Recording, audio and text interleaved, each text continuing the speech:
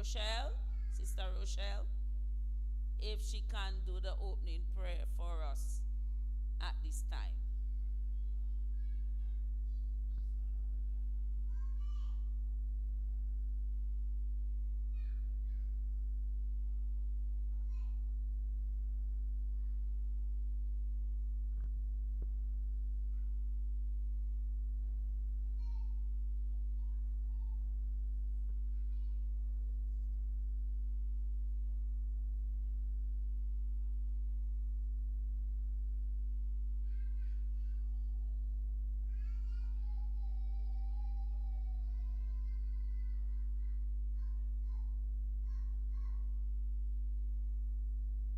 Amen. Thank you very much, Rochelle. At this time, we'll have Sister Adonis to lead us in a few choruses.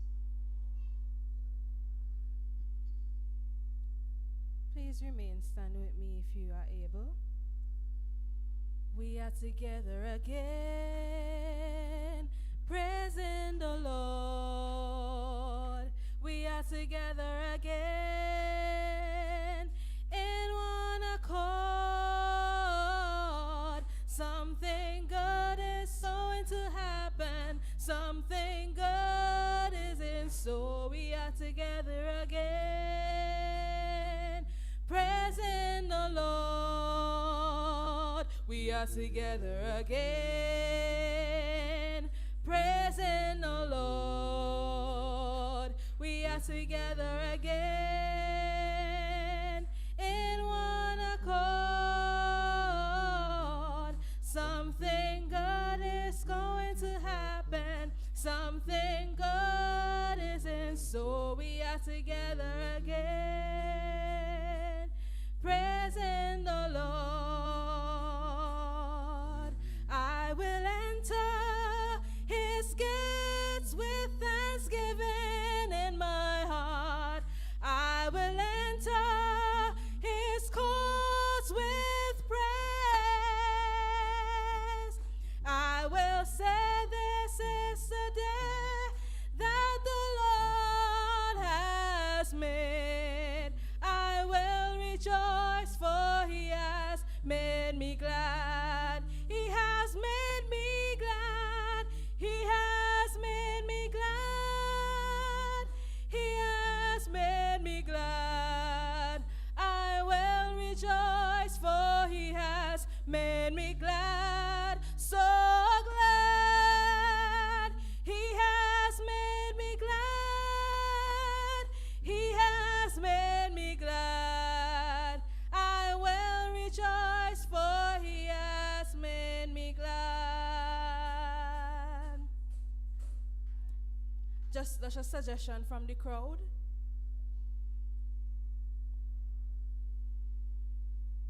This is the day, this is the day that the Lord has made, that the Lord has made. We will rejoice and be glad in it, and be glad in it. For this is the day that the Lord has made. We will rejoice and be glad in it. Oh, this is a day, this is a day that the Lord has made. This is the week, this is the week of the devil's defeat, of the devil's defeat. We will rejoice and be glad in it, and be glad in it. For this is a week of the devil's defeat. We will rejoice and be glad in it. Oh, this is the week, this is a week of the devil's defeat. This is the month of the Lord's triumph.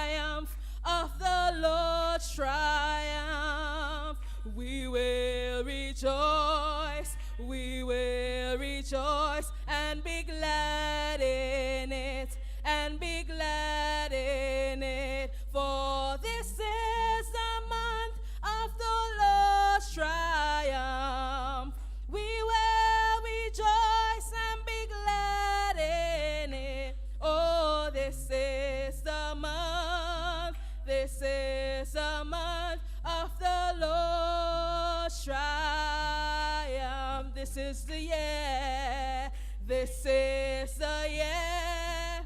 This is the year that the Lord may appear. That the Lord may appear. We will rejoice. We will rejoice and be glad in it. And be glad in it. For this is the year that the Lord may appear. We will rejoice and be glad in it. Oh, this is the year. This is the year that the Lord may appear. I'll now pass over back to Sister Byron.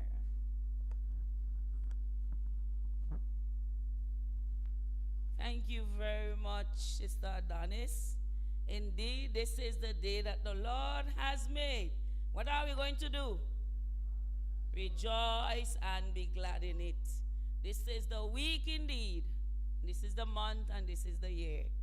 Anybody recognize the musician? Anybody recognize the musician? Adonis, did you recognize the musician? Adonis?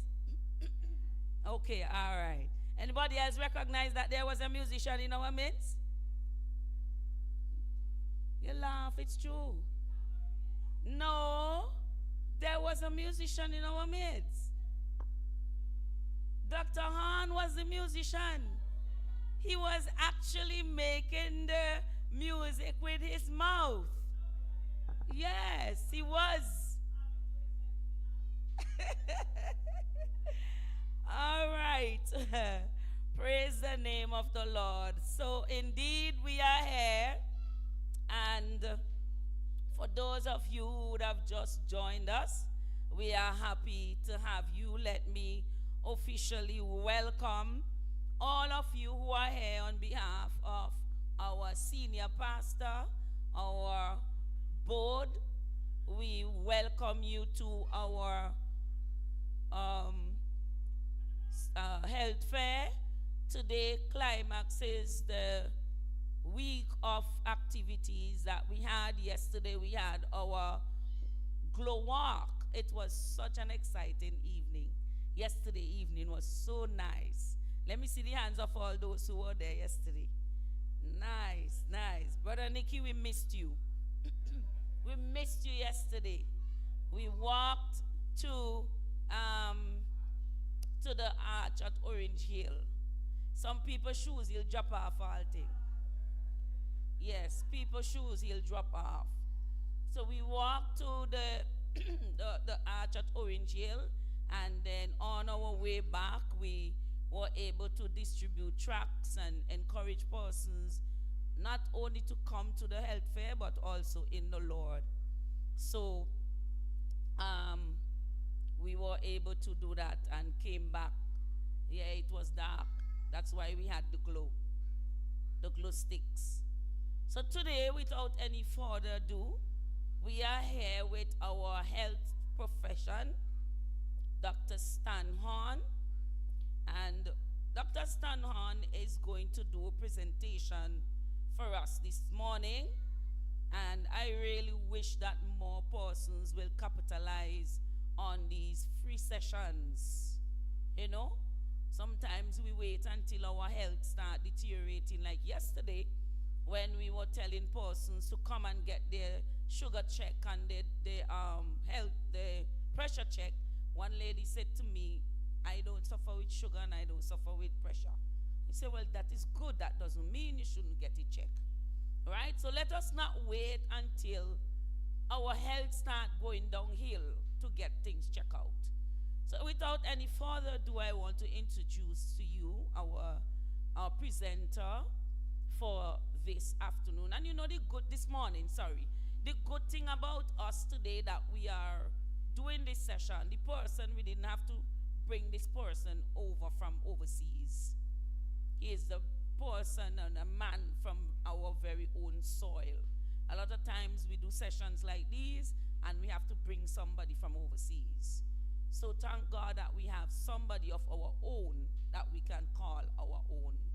Dr. Stanhorn was born and raised in St. Vincent and the Grenadines. His family migrated to the United States of America. Dr. Horn attended the State's University of New York at Cortland, obtaining a Bachelor of Science in Public Health Education. Dr. Horn later attended the City University of New York at Queens College, where he completed a master's program in special needs education.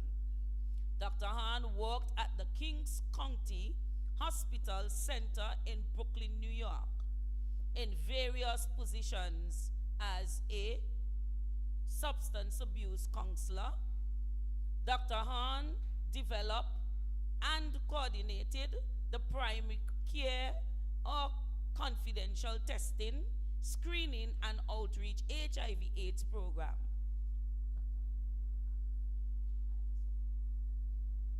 So I am now realizing that this screening was developed and coordinated by Dr. Han, and I am a recipient of a certificate from this program. Thank you very much, Dr. Han. As developer of the breast and cervical cancer screening program, Dr. Han was adjunct clinical instructor and provided patient and professional education for patients, interns, and nurse practitioners in the breast and cervical cancer screening program, while managing the evening obstetrics and gynecological outpatient clinic at the Kings County Hospital Center. Dr. Hahn returned to his homeland and worked with the youth of St. Vincent and the Grenadines at Marion House. He then went off to further his studies in the United Kingdom in 2001. Dr. Hahn received his naturopathic credential from the School of Complementary and Naturopathic Medicine in United Kingdom in naturopathic nutritionist. Dr. Hahn coordinated the client support services for the United Kingdom Breast Cancer Care Charity, orienting and training volunteers to support newly diagnosed breast cancer patients, their spouse, and partners. Dr. Hahn also worked for the National Health Services as program coordinator of the Walking for Health program, Warwickshire, in the United Kingdom. In 2005, Dr. Hahn interned at the Hospital of Traditional Chinese Medicine, Nanjing City, in the People's Republic of China, studying acupuncture or acupressure and Chinese massage. Dr. Hahn earned his PhD in natural health from the Kingdom College of Natural Health, USA, in December 2022.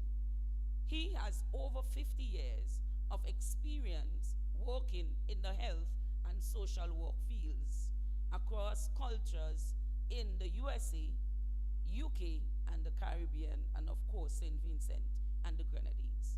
Dr. Hahn is also a reflexologist, studied iridology and live blood microscopy. Put your hands together and help me welcome our presenter for today, Dr. Stan Hahn.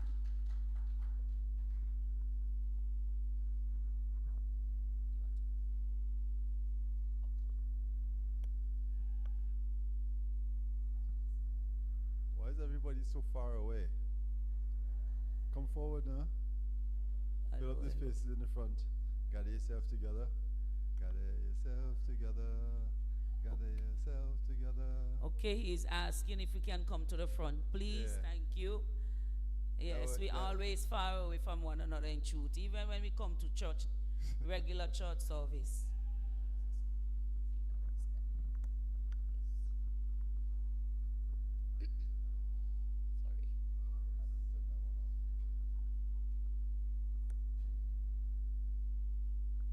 Let me say a pleasant good morning to everybody that's here. And I thank you for having me. I appreciate it. This is something that I love to do. I care very much for my people. And I just want to share my knowledge because my knowledge didn't come from me, it came from God. So I can't skimp on it. I can't cheat you out of it or anything like that. Because you know, what you don't use, you lose. And if you abuse it, you lose it. You pass on to somebody else. Okay? Naturopathy. I want to talk about two things today. Taking responsibility for your health and non-communicable chronic diseases, NCDs, which would be your diabetes, your high blood pressure, your heart disease, your arthritis, and so on. Okay? All right, so just bear with me and we'll go along. I have two presentations. The first one is taking responsibility for your health. Okay, and I heard the first speaker say, don't wait until something go wrong to try to fix it or try to stop it from going wrong in the first place. Because a lot of people come down with cancer, right? But the cancer you see today has been working on you 10 years ago. So if you keep check all the way along, you would pick something up along the way before it gets down the road.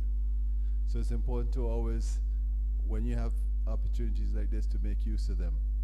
Okay? It's free. And because it's free doesn't mean that it's no good. Because it's cheap doesn't mean that it's no good. Okay, you have to know yourself. You have to know the people that's administering to you. Okay, without further ado, let me explain something. Naturopathy has to do with using nature's medicine, to put it bluntly. And that will be your herbs and the plants yielding seeds for the healing of the nation. Now, I didn't say it. Genesis said that. Okay? I don't think anybody here would challenge me or, how should I say, contradict me if I said pills, tablets, bottles and stuff like that don't grow on trees. So God in his infinite wisdom knew exactly what he was doing, because he put the plants and the herb yielding seeds there for the healing of the nation, not drugs. Somebody wanted to make money. So they figure out, they go out there, they take a plant and they say, what is this plant good for? And they take the ingredients out of it and mass produce it into a pill, a tablet, and give it to you. That's why you have so much side effects when you take drugs. Okay? Because within, again, let me go back to it, say, I keep saying this, and you're probably gonna hear it quite a bit throughout the session. When God made it, he knew exactly what he was doing. Right? So what he did was he put the main ingredient that would solve the problem, and knowing how powerful that is, he put other things around it, like supporting herbs and supporting compounds and stuff like that, so that it can buffer and you don't get the full blast. It keep it in check, so that when you take the herb or something like that, you get healed, but you don't get side effects. Okay? Having said that, anything you use, even the good thing, right? Because I grew up hearing my mother say, one thing is good for nothing.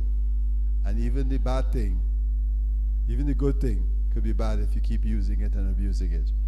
Okay? Without further ado, let's do our first slide, which will be taking responsibility for your health. I want to introduce, back up a bit. I want to introduce to you alternative therapies that prevent, that are safer and more effective than drugs. Okay? Conventional medicine says don't take herbs with their medicine. And to some degree, I agree. Because if, let's say you have diabetes and you take metformin, right? And I suggest to you that if you take a supplement, CoQ10 for example, or even cinnamon bush tea, that would carry down your blood sugar. Cinnamon bush tea would carry down your blood pressure, and so would metformin. So you're going to have a double effect. You do not want it that low. Okay? So if you're going to take one, don't take the other. If you take the other, don't take one. Or you can take one today, and maybe in a couple of days take the other one, and see which one works best for you, and go with that one. Okay? All right. The next thing is that to encourage you to take greater responsibility for your health and for your well-being. Now, you go to the doctor and you tell the doctor, first of all, when you go to the doctor, you have to know what you're going to say. You should have your questions ready. Okay? And as far as I'm concerned, gut feeling is very important. You tell me what you're feeling. I can't feel for you. So you tell me what you're feeling and let me try to interpret it with your help. So if you say you have a stomach pain, I'll ask you where, what kind of pain it is, how does it feel. If you give me directions, then I can give you some ideas or some recommendations. That's how it works. It's a partnership. So you have to take that responsibility for yourself. Okay? Always question. Okay?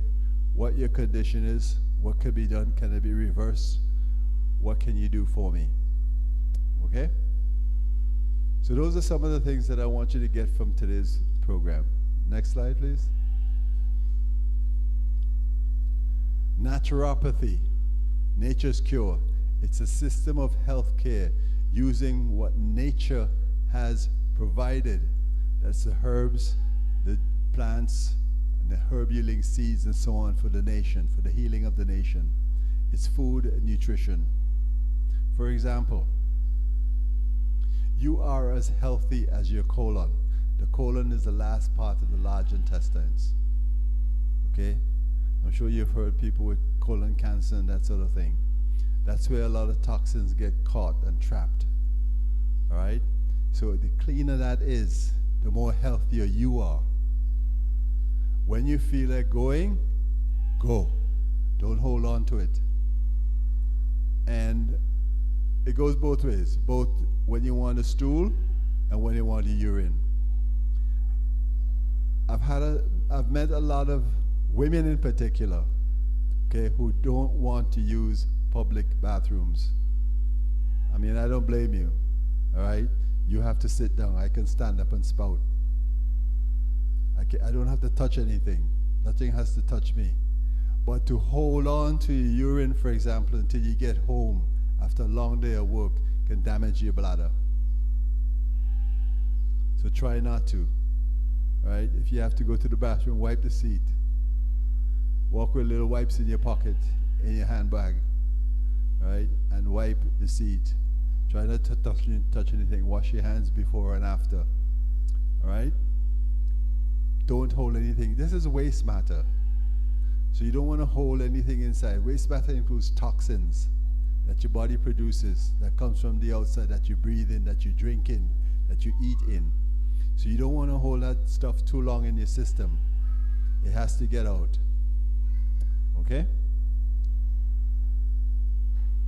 Naturopaths are practitioners or doctors who, in addition to treating people, teach you, in other words, I can teach you how to fish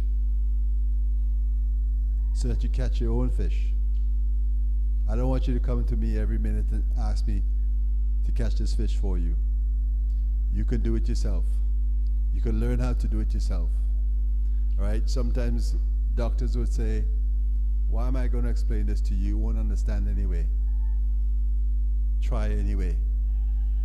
One of the reasons I did my master's in special needs education is because everybody's on a different educational level. So what one might understand, another person might not understand. And it taught me how not to water down whatever I have to say so that the person who knows it already gets bored. Not to put it so high that the person who doesn't have that level of education can't reach there. Okay? So we need to be able to incorporate everybody. Okay? I appreciate it too that if you don't know something, there is no such thing as a dumb question. There's no such thing as a stupid question. The question you ask is what somebody was burning to ask, but they were afraid. And the question you ask, somebody else wanted to know the answer, but didn't know how to put it across. So each one, teach one, and help one. Okay? We deal with the body. Again, God in his infinite wisdom knew exactly what he was doing. Right? So he gave the body an immune system. Your immune system is to fight off colds, disease, all kinds of things. Even cancer can be cured. Diabetes can be cured. High blood pressure can be cured. Heart disease can be cured. And I don't mean by surgery or drugs. I mean by just living a lifestyle that promotes health. Okay? For example, I'll touch on this again later, but for example, diabetes, high blood pressure, these things are symptoms. They're not diseases, they're symptoms. Your body cannot deal with sugar properly because something is wrong. Well, what's wrong? Deal with what's wrong so that you don't have to deal with something else later. You get me? All right? If you know what's going on, if you understand what's going on, all right, you can at least make an effort. Okay? All right. Next slide.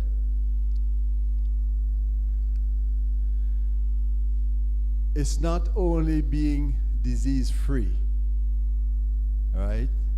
It's the person must be physically, socially, emotionally, and spiritually strong and well. The individuals must also be full of energy and vitality. That is what health is. That's how you describe health. Health is not, oh, well, I'm not sick. Okay? That's not health. That's not being healthy.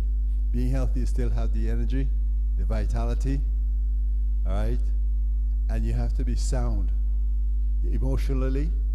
In other words, don't hang on to resentments and, how should I say, bad vibes and all those kinds of things, okay? Socially, physically, you have to be well. Next. Each of us is special and have a vital energy that is healing, the healing spirit. Sickness comes from inside. The body tries to keep a balance. This is very important. Keeping about everything is in balance. Even your final days, when you're standing at the gate, there's a scale, right? And if the scale tipped this way, you're in trouble. If the scale tipped the other way, you're in trouble. It has to be balanced. Okay? If you're balanced, you're all right. If you're not balanced, you'll be sick. You know, they call it disease. D-I-S, which is dis, and E-A-S-E is ease. When you're sick, you are dis-ease. You're not at ease. You get it? I refuse to say things like disease, call the word disease. I prefer conditions. Okay? Because when you have, or when you're told you have a disease, depending on what it is, you think that's it. Let me just wait until my turn comes. Not necessarily. There are people with stage 4 cancer have come back from stage 4 cancer. Okay? And today, it still baffles me that women are dying from cervical cancer. Cervical cancer takes years and years and years and years and more years before it hits you, develops, before it really develops strong. Okay? Not only that, you know, I said earlier that some cancers, if you see a cancer today, it's been acting on you from 10, 20 years ago. But cervical cancer, you can have a pap smear. Okay? And you can see any changes going on.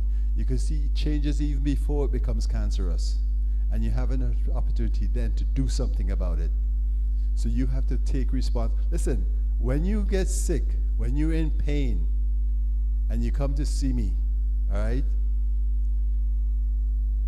I don't have the pain. You do. I have an issue with somebody coming into my office in pain and going out the same way. You get me? If you came to me, all right, for something, you got to go out better than when you came in. A long time ago in China, there was a philosophy, right? That a doctor whose patient got sick, one of two things happened. They either got fired or didn't get paid. You understand what that means? If, as a doctor, you came to see me and, you came to see me and then later on you got sick or something like that, I would not either be paid or I'd be fired.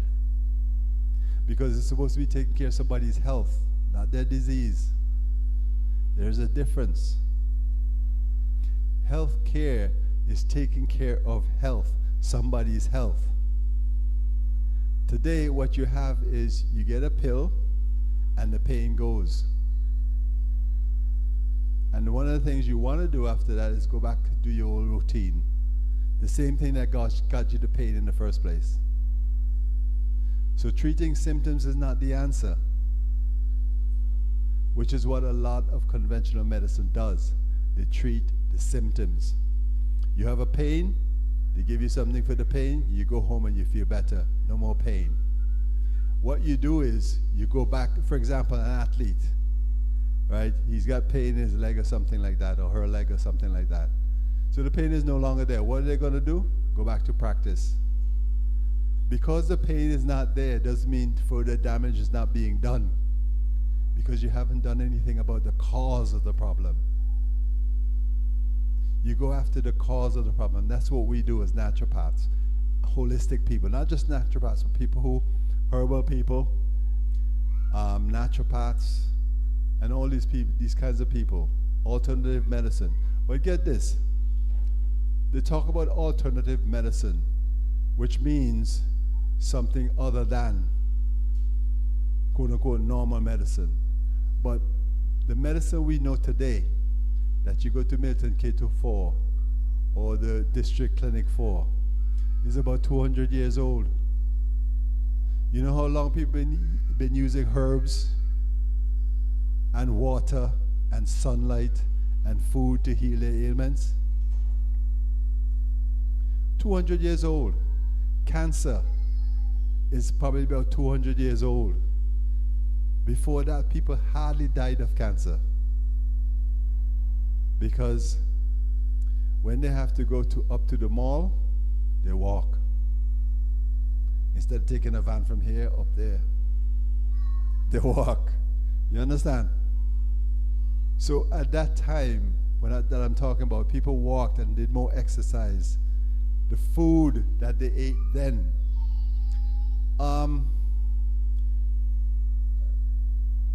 You remember when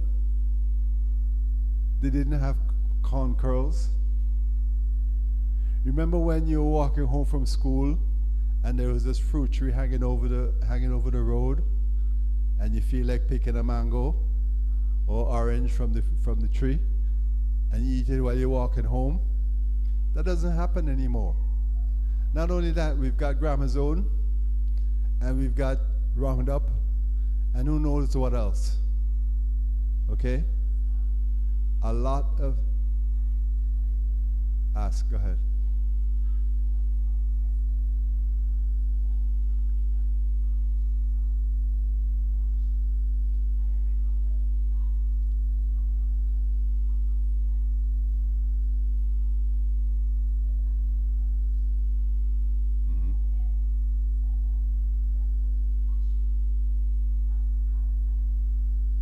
You can see parasites on the food. You can see the hole that bores it goes in. You can see that, okay? However, the time that I'm talking about, we didn't have Roundup. We didn't have Gramazone, all right? We didn't have a lot of that stuff. And our soil was good, okay? You wash it because, okay, if the tree is next to the road, then the exhaust from the vehicles gets on to the fruit. So you wash it for safety. But having said that, a lot of your immune system function is in your stomach, because that's where food goes in. So the first line of defense when you eat food is in the stomach. Your immune system is there to take care of business for you, all right? But yeah, you should wash your food anyway, especially today. And let me add to that. You know, when you get the imported apples, they're very nice and shiny. You ever notice that? Why? Why is it shiny? Wax. Why is the wax there? Protected from spoilage? I'll go one step. The wax is there to keep the pesticide onto the fruit. Because when it has to travel a long distance to come here, all right, they have to spray the pesticide on the fruit. And then they put the wax over it to keep it. So when you see a shiny fruit like that, what you do is you get some soap water, your dishwashing liquid, make some soap water, and put them in there. The wax, the soap will break down the wax, and you wash it off, and you scrub it off. You take off the wax, and you take off the pesticides that's on there. Okay? So when you eat the apple, you're eating the skin also. You're eating the skin also. And that's fiber. Fiber is very important for your stooling and so on, for your hydration and so on. So always try to wash your food, yes, and eat the skin, okay? Another.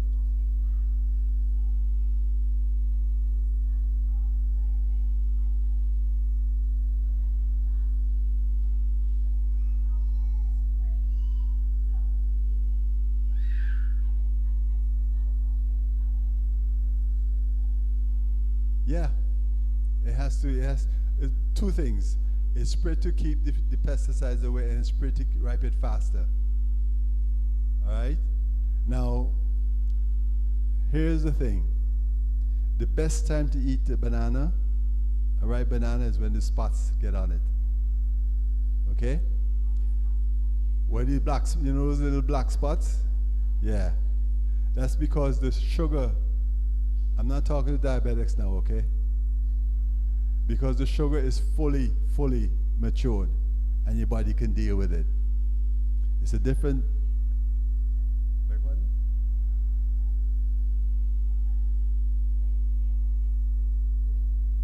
Yeah. Right. Pretty soon, the scientists in Europe who want to make a straight banana. You know the bananas are like that, right? They want to make a straight one.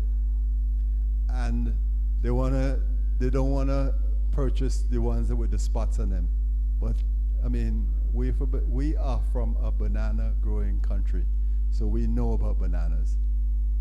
I laugh sometimes because I was looking at YouTube and this guy was telling me how to peel a banana.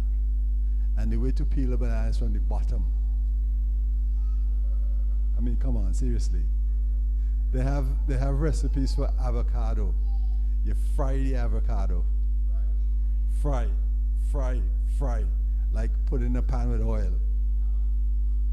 Exactly. Okay?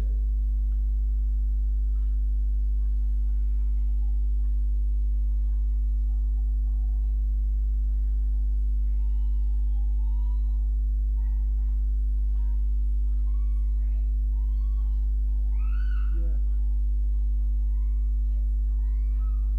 Yeah. I mean, they're doing all kinds of things. It's about control, okay? Now, for example, I don't know how true is this, but let me just share this. A guy came to my office to me some time ago and told me that they had some folks come in here to help us with our bees, honeybees. And when he left, all the bees are dead. Okay? Think about it for a second. I always say, what didn't grow in St. Vincent? Somebody didn't bring it. We have volcanic soil. Anything grows. We are very green. If you've ever been to Anguilla, Anguilla is very brown, very dry. Anguilla has no rivers. It has no earthworms. Okay? So, it's about control. Think about it for a second. If we can feed ourselves, if we can feed the world, okay, whose jobs and money out of their pockets are we taking away? Let me put it this way. The pharmaceutical company, right, makes billions and billions of dollars using drugs. If I go and say to you, go in your yard and get some aloes, go in your yard and get some rosemary bush tea, get some ginger, you don't have to pay for that. That's in your yard. And I tell you something, $5 a bag is a lot cheaper than, you know, pills and drugs and stuff like that. So if I tell you to do that and everybody does that, the pharmaceutical company comes from me because I told you that and you're doing it. They don't want people taking money out of their pockets. All right? Next slide. We as the naturopaths or holistic people treat people by fasting, diet and exercise, water, proper hygiene, sunshine, massage, and counseling. What happens when a little child gets sick? What's the first thing that you notice?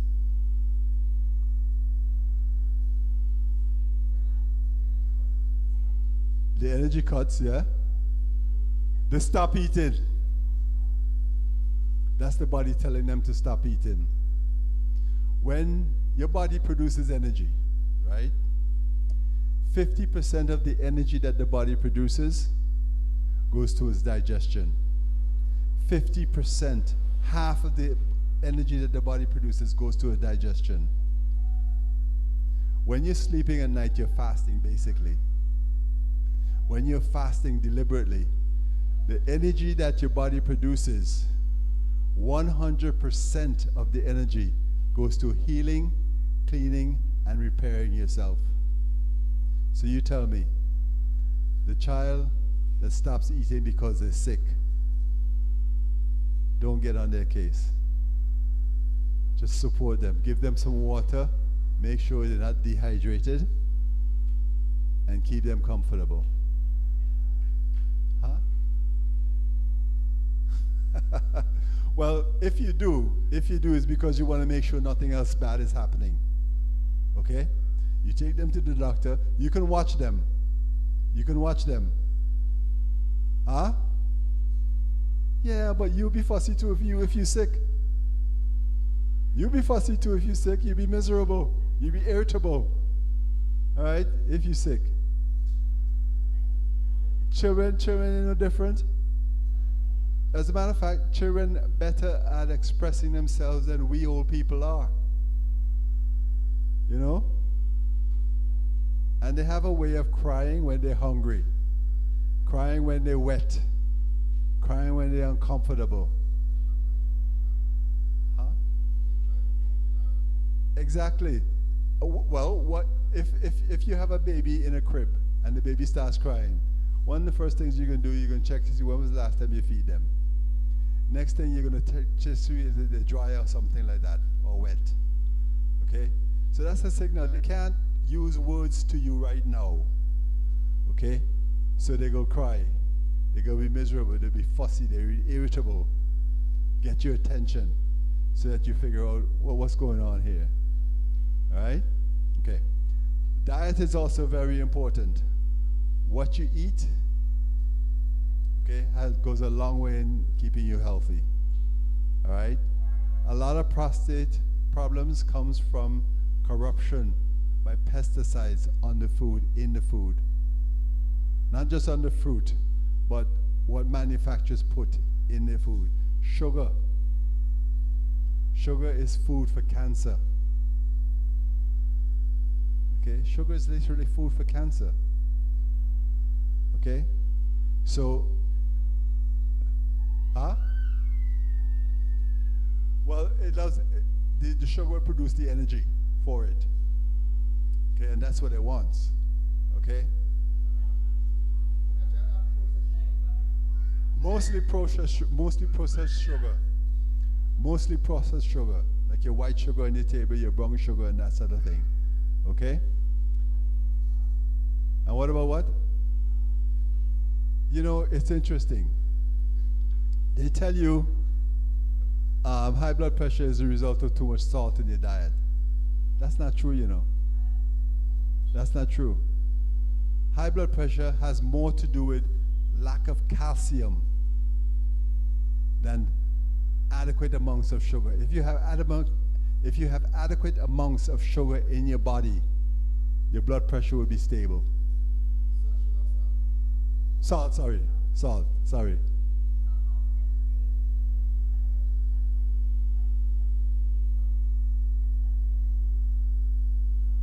Okay. We're getting ahead of ourselves, but I'll cover that later on. I will talk about that because I'll talk about diabetes later. Okay? All right, remind me. All right, hygiene. It's important to keep yourself clean all the time. All right? Sunshine. You know, we get visitors, we get tourists coming into this country. Not just this country, but all over the Caribbean. And they say how the natives are so happy, they smile a lot and all this other stuff. You know why? Because we got sunshine. Sunshine is a big thing in keeping us happy and our moods level. When I was in England, working in England, I would get up in the morning to go to work for 8 o'clock. And it was dark in the morning. Right? Got to work. I went into a building that was air conditioned. And sometimes, I would come outside and get lunch and go back inside. Okay? And then when I get ready to come home in the afternoon, it's dark again. How much sunlight am I getting? Not much. And if you're talking about England, England is a very gloomy place. Okay? It's very gloomy. All right? There's a lot of rain and stuff like that. Okay? So I'm saying sunshine helps our moods. Look at the difference between when you see a rainy day, when you see a cloudy day. Look at the difference of what we feel like doing on a cloudy day, what we feel like doing on a sunny day. Especially on a Saturday or Sunday. When it's nice and sunny outside. How many times have you been outside and you feel the heat, you see the sea, and you say, boy, I could take a nice sea bath, you know. You understand? You're gonna.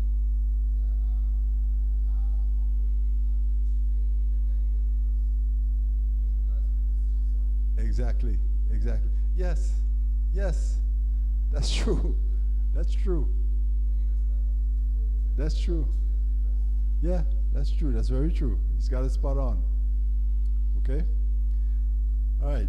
The next thing is massages. Just massaging your body. You know, it's funny. My mother was a nurse, right? nurse midwife in Liu. And one day I was playing football and I got my ankle sprained. And we live in the same house, same house, and I tried to hide it from her. I tried to hide my limp from my mother. One day I was walking on the street and this lady, a Baptist lady, she saw me limping. She said, "What's wrong with you?" And I tell her my ankle hurting. She put me to sit down on a stone heap and she massaged my ankle. I say massage because I say massage, but we know it as anointing. She knows what anointing, okay? And when she was done with me, I was walking better, all right?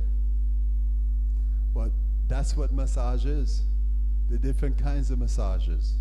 There's one where you rub, and there's one where you actually bend the joints and so on. Because our bodies is an energy system, okay?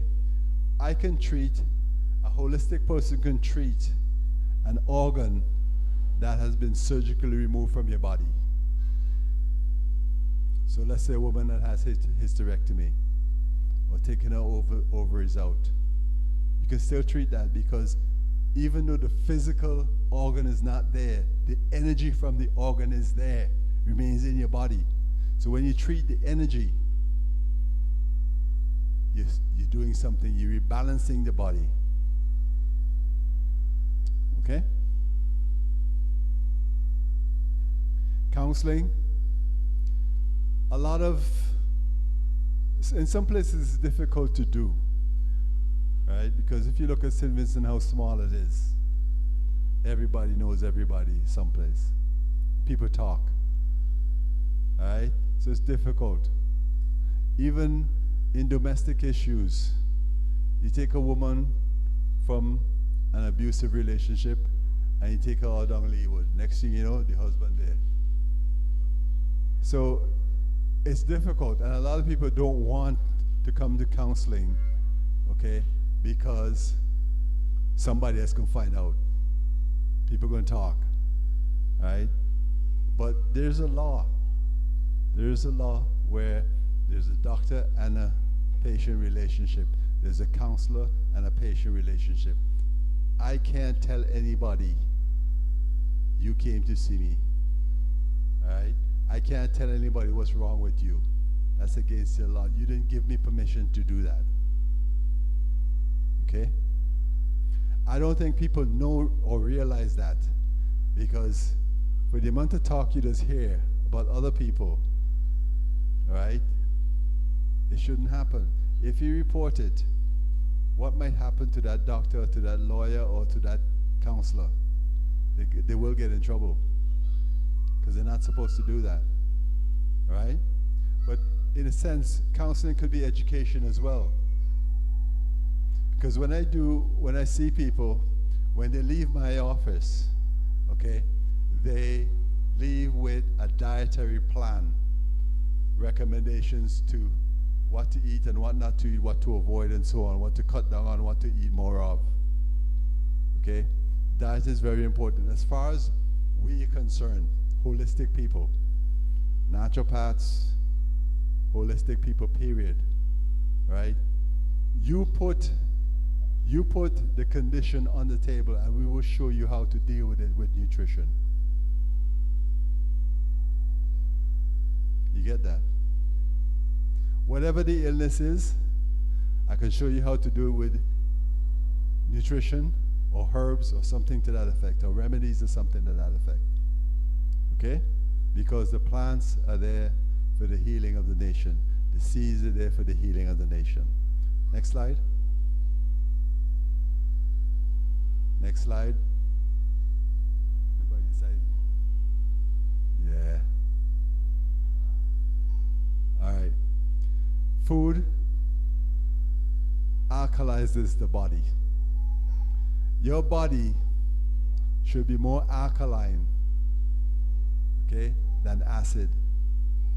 There is no organ, no tissue, nothing inside your body, okay, that works properly, effectively in an acidic environment. What I mean is that there's some foods that would leave an acid residue in your body. If you eat too much of those foods, too much so that your body can't get rid of it, all of it, when it's supposed to, it can build up. Gout. Ever heard about gout? Okay. Gout is an arthritis condition. And what happens is a lot of acid builds up in the body. Okay? And when that happens, it starts to affect your body. The most vulnerable joint in your body is the big toe. People who have gout have swollen, very irritable, red big toes, the joint in the big toe. You know why?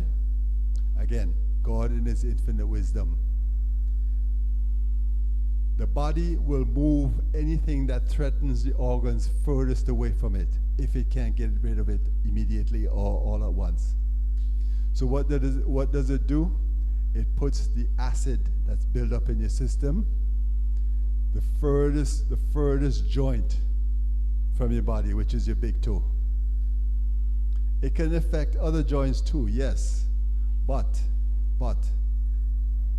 the further away from vital organs, the better. So the body put it there. All right? Vegetables, grains, and nuts, and all of these things are alkalizes your body. Citrus, limes, oranges, lemons, and so on. A lot of people think, yeah, that's acidic. Yes, it's acidic, but when you put it in your body, it becomes alkaline. So don't think you're not going to have lime because it's acidic. As a matter of fact, the first thing you do in the morning when you get up, you should have a glass of lime water. Real lime.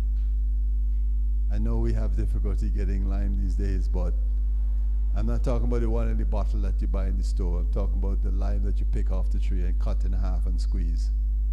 Okay? Well, it could be warm, but room temperature is fine too. Don't go past room temperature. Okay? Or you can get some apple cider vinegar with the mother substance. You know, when you shake it up, you see the dregs. That's the Bragg's, or there's another one called Dynamic. Okay? You will see the mother substance. That's the one to take. All right? Because that would alkalize your body. That would cleanse your digestive system from the food from last night. Okay? So, right? You had a question? You had a question? Yeah. Yeah. Apple cider. Not only that, some people said that apple cider helps them to lose weight as well. Okay? So, I mean, again, that's not why I suggested it for people. But if that's how it works for you, continue to do it. That's if you need to lose weight.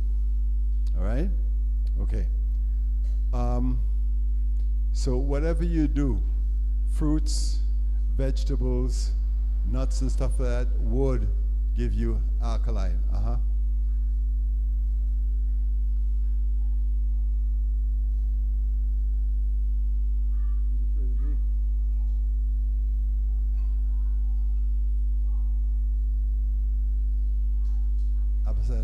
With the apple cider vinegar or the lime, it should be room temperature at the most, but it could be warm water as well. Because if you're doing it first thing in the morning, remember you've been fasting, so gas might build up. So the warmth will help to cut the gas, break the gas, and so on. Okay? All right, next slide.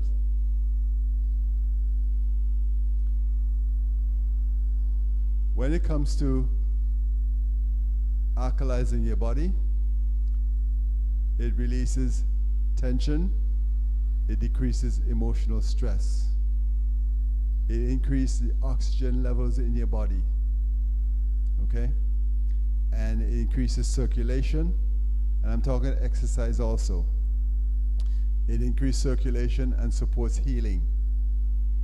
It invigorates your body. It releases certain chemicals in the brain that makes you feel good, that fights depression. And it helps drain and eliminate waste from your body. So exercise is another thing we encourage people to do. And I heard that you guys did a walk a couple of days ago, which is yesterday. You should do that all the time. I mean, not the way you do it, but take it upon yourself to just walk. Instead of taking a van from here to the mall, walk, or a taxi, walk. All right? There's a park right around here. Right? You can walk around the park yourself. All right? Keep in mind too, when you walk, right, it's better than running. All right? Even swimming is better than running or exercising on the pavement or on asphalt or on concrete. Okay. You know, when you walk, you step down. And as soon as you step down on your heels. And that trauma goes all the way up to your knees, all the way up to your hips. Okay? And it can damage your joints like that. So when you walk, the stomping is easier, lighter than if you boom, boom, running all the time. Okay? If you know, well, no, if you the shoes that you use also, the sole should be at least this thick. Because when you run, you're coming down on your heels, all right? And that sends a shock right up to your leg. If the seals of the sneakers or the trainers is thick, it helps to cushion the trauma. Okay? The other thing too is swimming. Swimming takes the weight of your body, so there's no pressure there. And when you swim, it exercises just about every muscle in your body. So swimming is even better. Not the way things look from here from outside. Okay? A lot of sarcasm in the sea and all that. You know all that. Okay? All right. Question?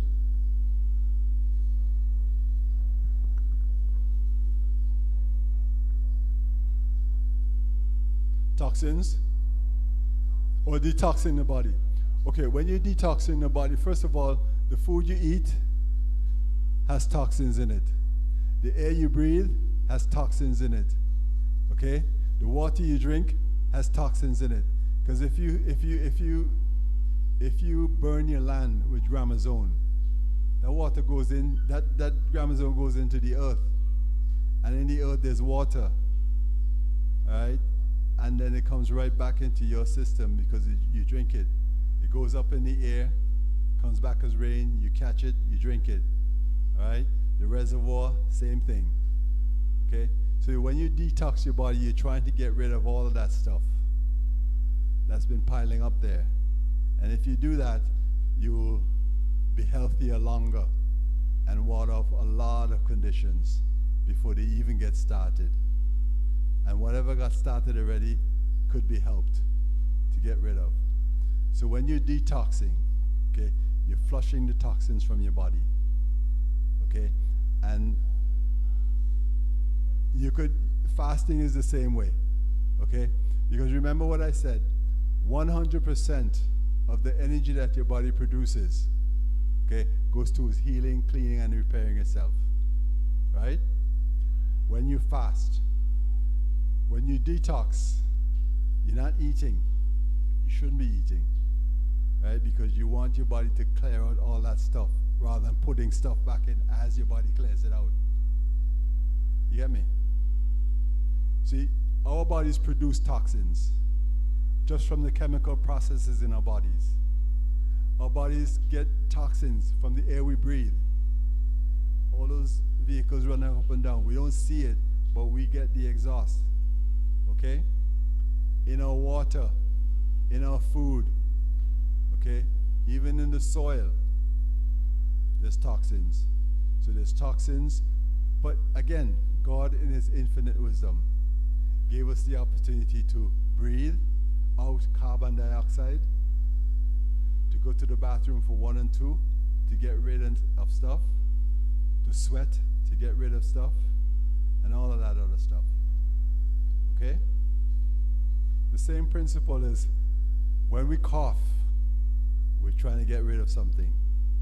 When we sneeze, we're trying to get rid of something. But when you're detoxing, you're doing it deliberately to do that purpose. You understand? And the detox I recommend is 3 days at the most, a fast. 3 days at the most, and you're not eating solid food. You're drinking liquid food. Like soups, things that you don't have to digest. Tea. Anybody just drink stinging at tea? Stinging at tea. You don't drink stinging at tea? Why? That's probably why you don't drink it.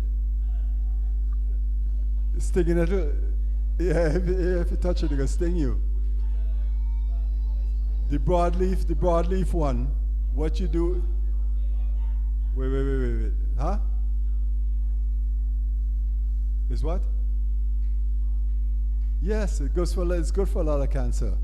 You get first of all, when you're making tea, right? If it's the leaves are very delicate, so you don't want to boil them. You steep them, you truly boil the water and you throw the hot water on it, and you leave it for about 5-10 minutes, and you drink that.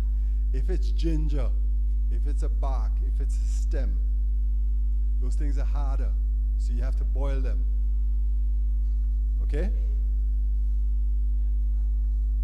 Please do. Stinging at the tea cleanses your body. And it's also good for prostate cancer. Okay? So your husbands, your boyfriends, your brothers, your cousins, your male cousins and stuff like that, tell them about it.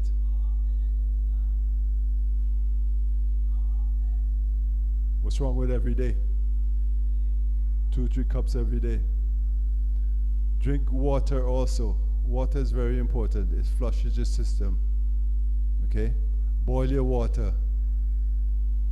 Always boil your water. You can grate some ginger, some turmeric, put it in some water, put it in your fridge, and let that be your water for the course of the day. You could boil your water, let it cool, slice some cucumber, and put it in it. That will work. You could boil some water, let it cool, get some bay leaves, put it in there, and that's your water for the day. Drink that for the day. It helps cleanse your body. It helps you to pass urine and so on. Okay? All right. Uh-huh. Yeah, I know. Yeah.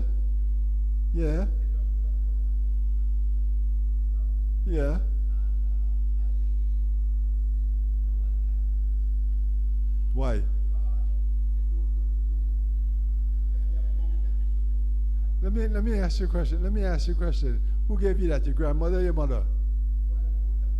Did she know the dosage? Listen. For all the bush, we who are over 50 and all that kind of stuff, for all the bush we drink, without our parents, grandparents not knowing what dosage, if there was a problem, we would have been dead already. But you see, what medicine wants to do is prevent you from doing your thing. According to the World Health Organization, more than half of the world's population still use their traditional bush medicine.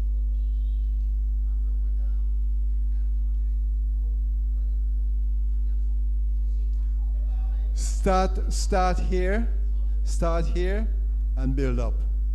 Start at the lowest portion and build up. Okay?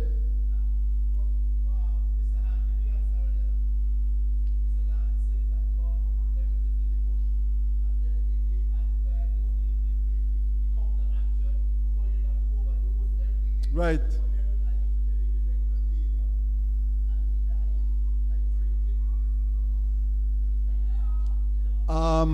You got to wait. You got to find out what else he would have been doing, or what else he might not have been doing. Right. Right. Right. How old is he? In his 70s. Uh-huh.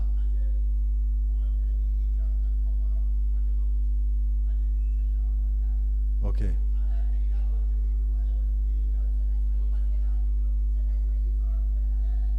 But it's not so much the amount. You have to take into consideration what the person did or didn't do, was or wasn't doing that they were supposed to. It's not only about bush, it's about food. Because you need to get your minerals, you need to get your vitamins and stuff like that from food. Not every plant, not every herb has the same thing as the other one. Some have more than others. Some are specific for others. Okay?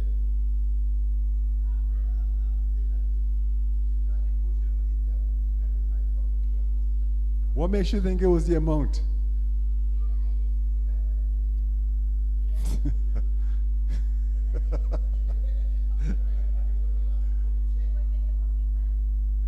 No. But don't worry about the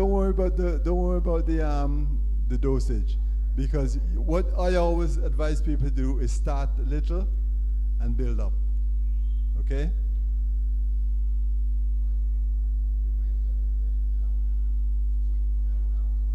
Huh?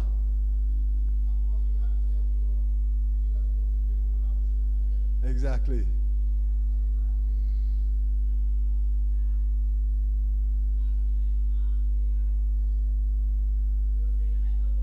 Ah. Yeah, you could. Yeah, you could. Boil the water, pour it on it, and put it in the fridge. Okay? If you want to break gas and stuff, you do it when it's warm. All right? You had a question?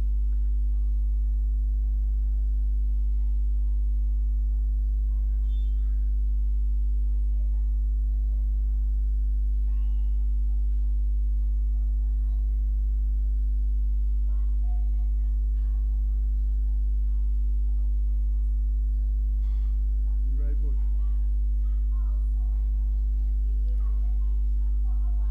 Yeah. Yeah. Right. You understand? Yeah, but you see, let me say something. If you came to see me and I recognize something and I can't deal with it, I would tell you to go to the doctor. For example, if you have something wrong with your back, I can't see what's wrong. I can hear what you're telling me, and I can figure out what you're saying and what might be happening. But to make sure, you got to get an X-ray, so I can see for sure what I'm dealing with, so that I'm not shooting in the dark. You get me?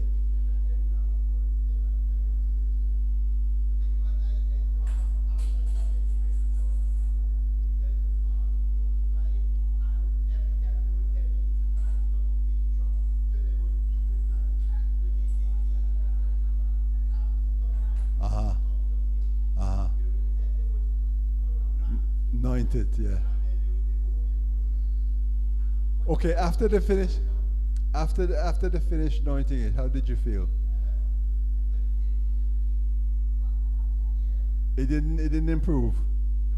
That's a sign that they should go see the doctor to get exactly what the point is instead of assuming. Huh?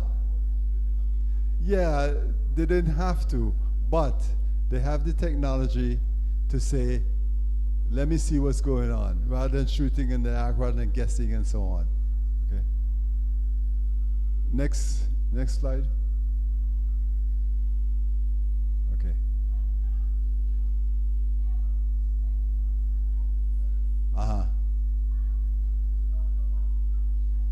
Right. Right. Right.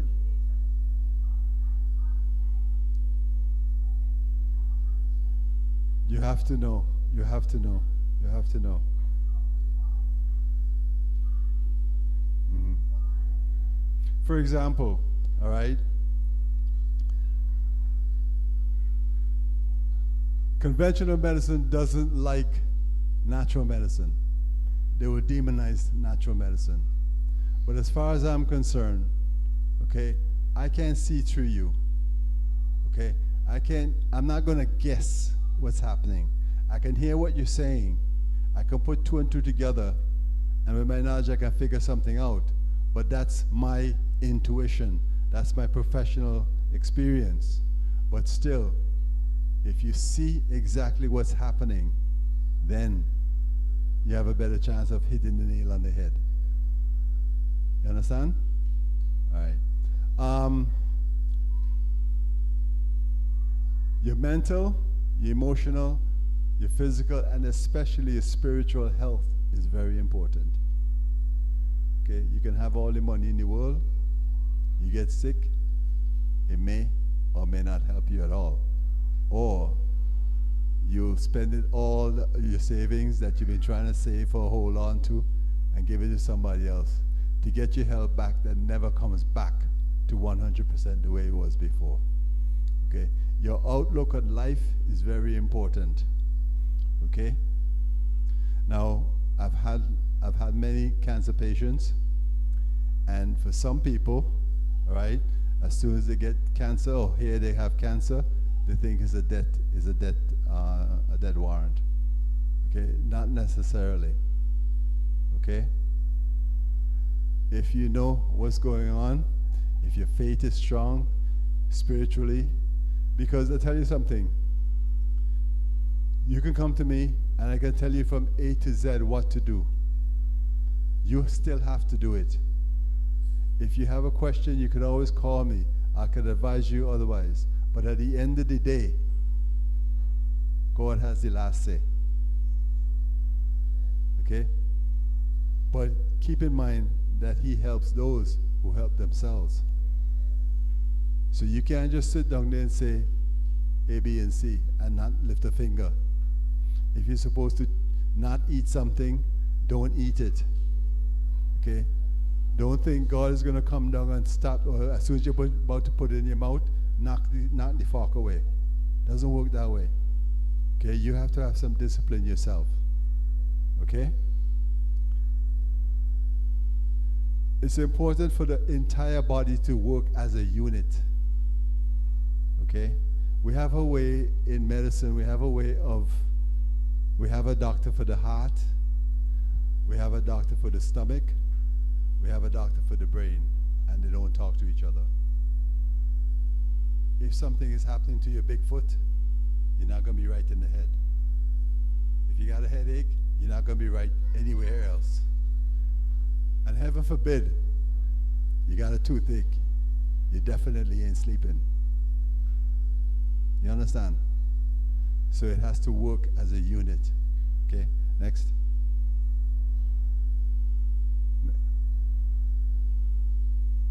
All right. If you need to get in touch with me, that's my number. All right. So you can write it down and so on. I work by appointments only. Because here's the other thing. Everybody in here has an appointment with me. But everybody is not going to come at the same time, and everybody's not going to sit around waiting. I don't want you inside with me thinking that you're taking up somebody else's time. I don't want you outside waiting to see me. God, you're taking so long. And as far as I'm concerned, I don't want to rush anything. I want to take my time with you. It's your time. You need that time to ask whatever questions you want. Okay? Right. Next. Next presentation, right. Right, okay. Next slide. Next slide. Go ahead. All right. Okay. Here's my thing.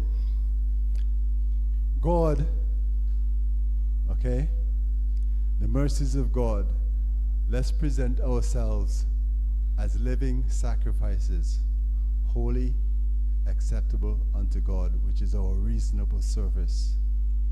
So let's not be conformed to this world. What I mean by that is, this is actually a temple, not this building.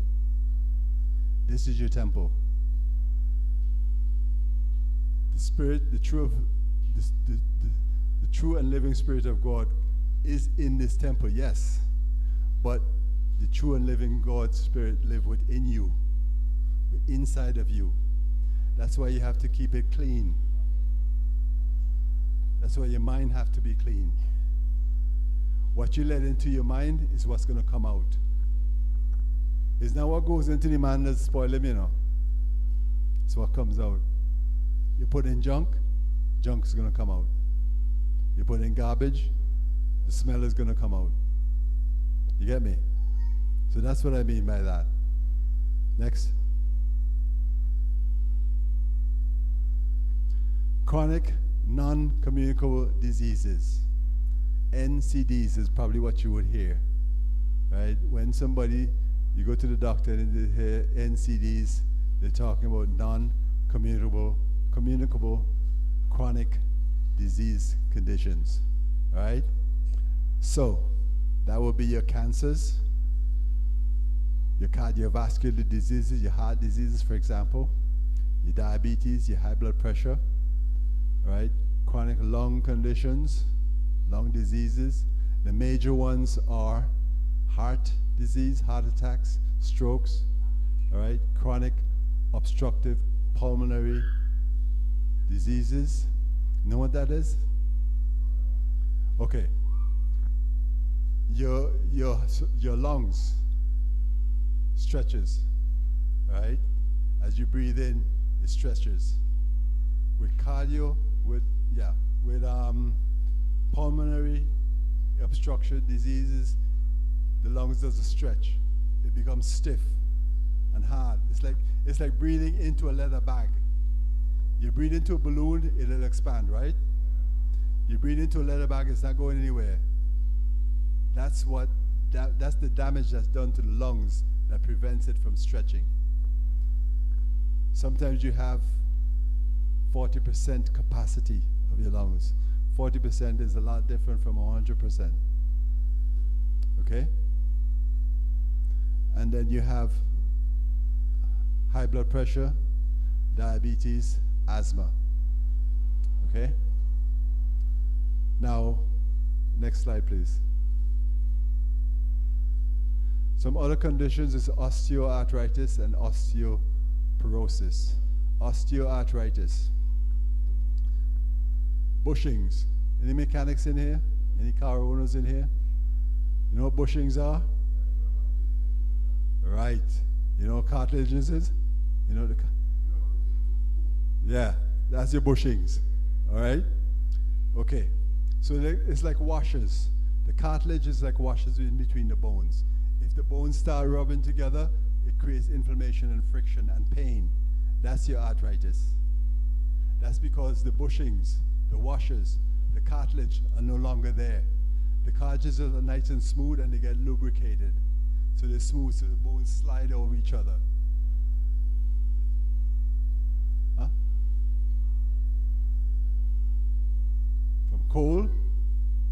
Cold is going to aggravate it.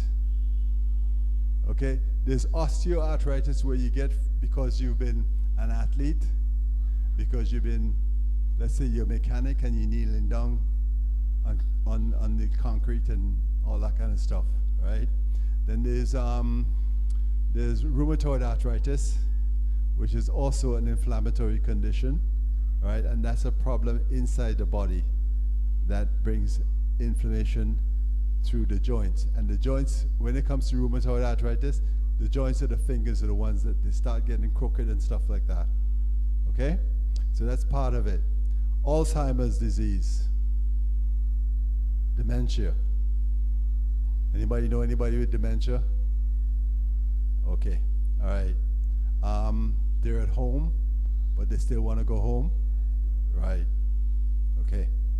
That's dementia. It's not nice, okay? Do you use anything that has aluminum as an ingredient? Aluminum foil? Okay.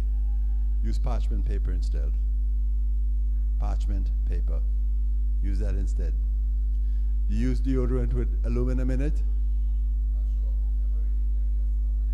Okay, here's the other thing. Read your labels on your food. Especially if you have a particular condition. Especially if you have diabetes. Because sugar could be sugar. Sugar could be carbohydrates. Sugar could be sucrose, fructose, dextrose, maltose. Okay, or dextrin. So if you read the labels and you see sugar, and then you see syrup, and then you see honey, that's 3 sugars you have there. Okay? So always read the labels to make sure. If you read the label and you don't understand something, maybe you should leave it on the shelf. That's what I do. There are things that I would read the label and not sure what it is, put it back up on the shelf. Okay? But definitely get into the habit of reading labels. It's interesting. I was in the supermarket yesterday. I was trying to read something, and I couldn't read it. I mean, I need my glasses for reading, but I don't want my glasses every place. But it dawned on me that what about the people who can't read that fine print? You know? But if you don't know what I mean, put leave it on the shelf. Yeah, yeah. Well, that's what I'm saying. Even sometimes I don't even understand it myself, so I don't mess with it. Okay. Arm & Hammer baking soda. Okay. They don't have any aluminum in it. All right. It's not an ingredient. And the reason why I say that is because I'm talking about Alzheimer's and dementia. They have found that in the brain of people with Alzheimer's and dementia, there are calcium deposits in the brain. Not calcium, sorry. Aluminum deposits in the brain. Okay, and that's what's interfering with the brain function. That's why memory is a problem. Question? Stay away from plastic. Okay. 2 things about plastic. Plastic is close to plastic and it doesn't do anything for your body. It actually stops your body from using nutrients, specifically omega-3. Okay? Plastic comes from petrol, crude oil. It's not good. All right? Some tea bags are being made now from plastic. Okay? So think about it. You put your tea bag into hot water. All right? And what happens is heat releases a substance called dioxin, which triggers cancerous growth in the body. Right? So stay away from plastics. If you have to have your water bottle, get one of those flask stainless steel ones, or a bottle. Glass. Yes. Okay? Do not leave, if you happen to use a plastic bottle of water, do not leave it in your car in the sun, because the heat would cause the plastic to release dioxins. Dioxin is a chemical, comes from the plastic, that would trigger cancerous growth.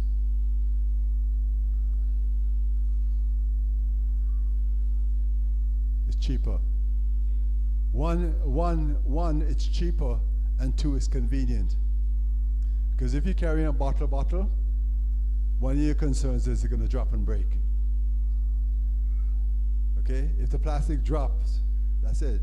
It wouldn't necessarily burst open, but it won't shatter all over the place. Okay? All right. The other thing is fibromyalgia. Fibromyalgia is a condition where the doctor checks there are 18 sensitive points on your body. 18.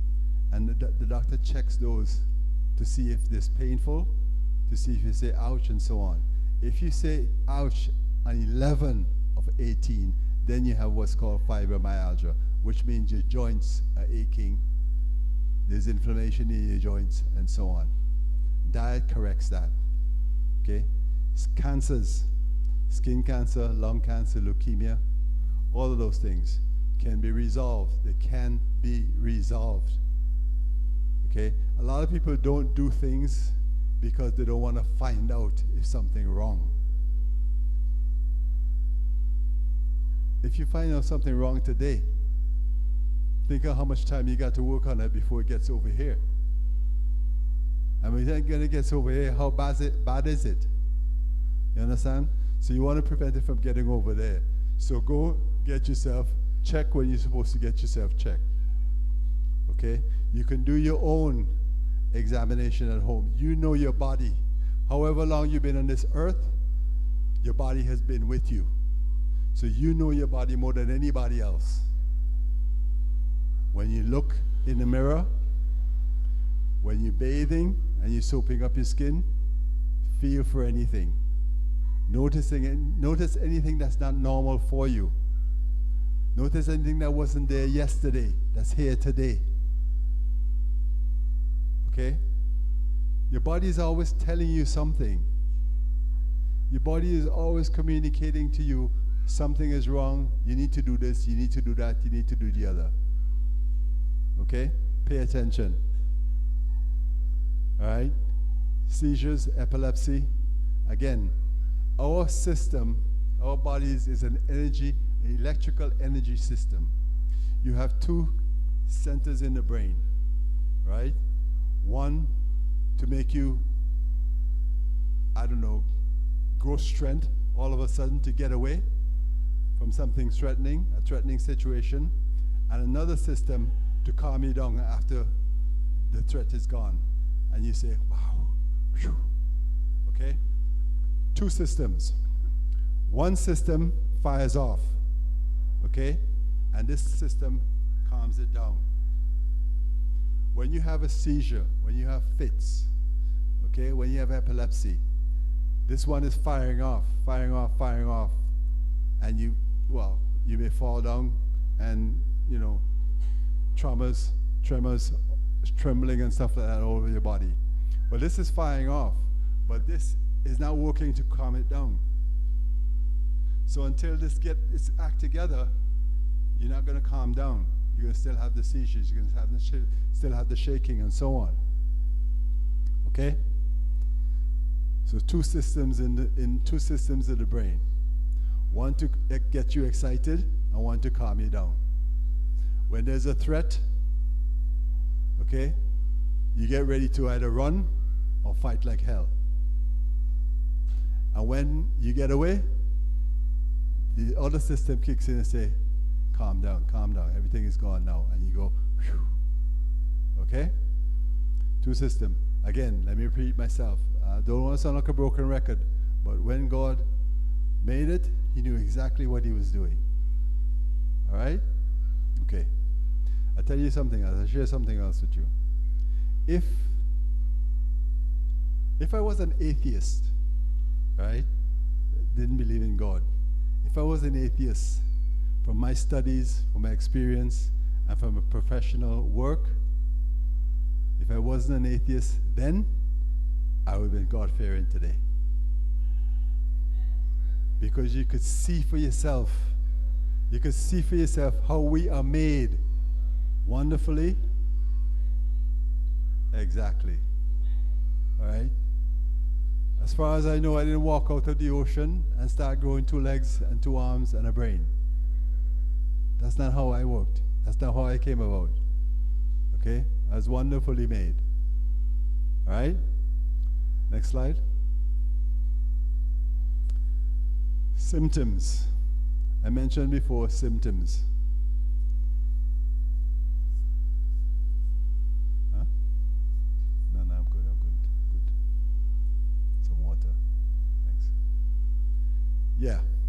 mentioned symptoms.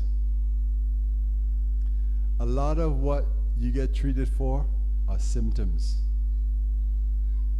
Diabetes, okay, is a symptom. What is it a symptom of? It's a symptom of the body not being able to deal with sugar properly. That's the condition. That's the problem. There are 3 different types of diabetes. Okay? One is gestational diabetes. That's what the woman would get when she's pregnant. Sometimes it sticks around, sometimes it goes away. Okay? It goes away after the pregnancy. Okay. I got it. Thanks. Appreciate it.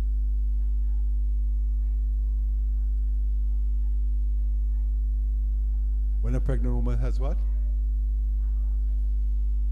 Ah.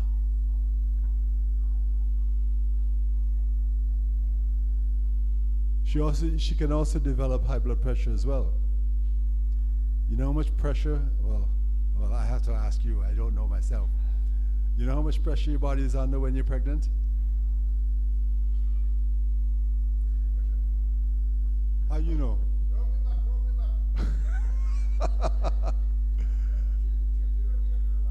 The body goes through a lot of changes when a woman is pregnant. All right? Look at her back. Look at her back when she's almost full term, how she walks. And ask the next pregnant woman how your back feeling when she's almost, it hurts. Yes. Because you have to carry that. The baby in the womb is about 30 pounds, plus your pounds, plus what you might put on, besides the baby weight and besides your weight. Okay? So the body goes through a lot of changes, hormonal changes, physical changes, and so on. Okay? I've seen women, for some reason, right? This particular person, when she got pregnant, she had this black line right down the back of her leg. After pregnancy, it just disappeared. So a lot of things happen, okay, when you're pregnant, right? And there's a lot of pressure on your body, okay? So when you're pregnant and you're eating, you're also eating to feed your baby, your fetus, because your body will take and give to the fetus for growth and so on. All right? So you have to have a little bit double the amount, some for you and some for the baby. Okay? So symptoms. Diabetes is a symptom of chronic condition. It's not a disease. The diabetics, first of all, any one of us in here that is not diabetic, when we eat, we become diabetic. I'll explain. Food has sugar in it. When you eat, your sugar automatically spike because there is sugar in your food. A regular person, their body within 2 hours bring the sugar back down. For the diabetic, their bodies struggle to get the sugar back down. Okay? That may be because there's no insulin or very little insulin in the body. Okay? Insulin's job, one of insulin's job is to take sugar from the food we eat and take it to the pancreas. Sorry, take it to the cells to make energy. Okay? That's where you get your energy from, carbohydrates. That's what insulin is supposed to do. So with gestational diabetes, you get that because you're pregnant. It goes away, sometimes it doesn't go away, right? Type 1 diabetes. The cells inside the pancreas that's supposed to be making insulin does not or can't make enough. So that's type 1 diabetes. That's insulin-dependent diabetes, which means you have to take a shot of insulin. Okay? Type 2 diabetes is resistance. You eat a lot of sugar There's a lot of sugar in your body. All right? Insulin's job, one of insulin's job is to take the sugar, take it to the cells, and says, here's your ration for the day or whatever. The cells take it and they make energy. Right? Type 2 diabetes. Insulin comes, brings the sugar to the cell, and the cell says, hey, wait a minute, I got enough. I don't want any more.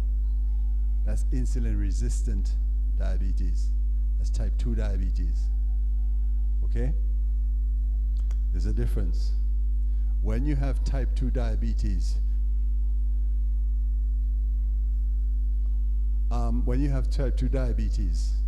okay, the protocol or the way it's supposed to be dealt with is diet and exercise. Why? Because there's enough insulin, there's enough sugar in the cells, so they don't take any more, so they're resisting. They don't want any more. I got enough. So it stays in the blood. If it stays in the blood, there will be problems. Your body tries to get rid of it, so you use the urine to get rid of it. So they check your blood, they check your urine, and it's up. What's going on here? I say that because you came into the office just this once, and your sugar is up. That's not diabetes. I would ask you, when was your last meal? It's 1 o'clock now, and your last meal was 12 o'clock. Sugar's still in your system. I can't say to you you're diabetic because you have sugar running wrong in your system. If tomorrow you came back and it's the same thing, the next day you came back at 16, next week you came back at 16, same thing, it's running a constant high, then you got diabetes. And the way you deal with type 2 diabetes is to exercise, to get rid of the sugar out of your blood, okay? And to change your diet. Cut down on the amount of sugar that you're eating. There are also two things that help insulin to do its job better, and that's alpha lipoic acid. Okay? Alpha lipoic acid. That's a substance that the body makes. Eating a lot of sugar constantly depletes that. It wears it out. Okay? The other thing is chromium. Chromium is a mineral in food, especially brewer's yeast. Chromium helps insulin to do its job better. It's a trace mineral, which means it's in very small amounts in food. Okay? So, when you refine food, when you process food, when you take brown rice or rice, period, to make white rice, 100% of the nutrients is gone, disappeared, damaged, destroyed, gotten rid of. So what are you eating? Okay? When you have a lot of sugar in your system and chromium isn't there, that puts you at a loss. Okay? When food is processed, the trace minerals are the ones that goes first because there's very small amounts. Okay? Next thing is alpha lipoic acid, which is something the body makes. Constant, putting a lot of sugar, okay, depletes that. And insulin, again, is compromised because it doesn't have that kind of help, right? So type 2 diabetes, before you start your metformin, before you put you on metformin, you should be exercising and changing your diet so you can get rid of it. Okay? So that was type 1, type 2, and gestational. Anybody knows gestational diabetes? Anybody knows the difference between a blood fasting test and an AC1 test, HbAC1 test? What's the difference?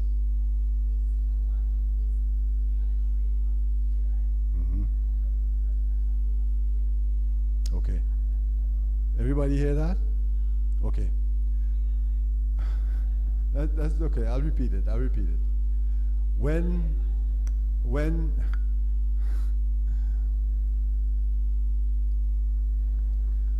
they tell you, don't eat from 10 o'clock tonight and come tomorrow and get a blood test. When you do the blood test, that's 24 hours. That's seeing what your body has done with the sugar that you ate for the past 24 hours. Okay? When you go take a blood test, an HB1C blood test, that will tell you how your body has been dealing with sugar for the past 3 months. Okay? So now you can eat, well, they tell you to fast.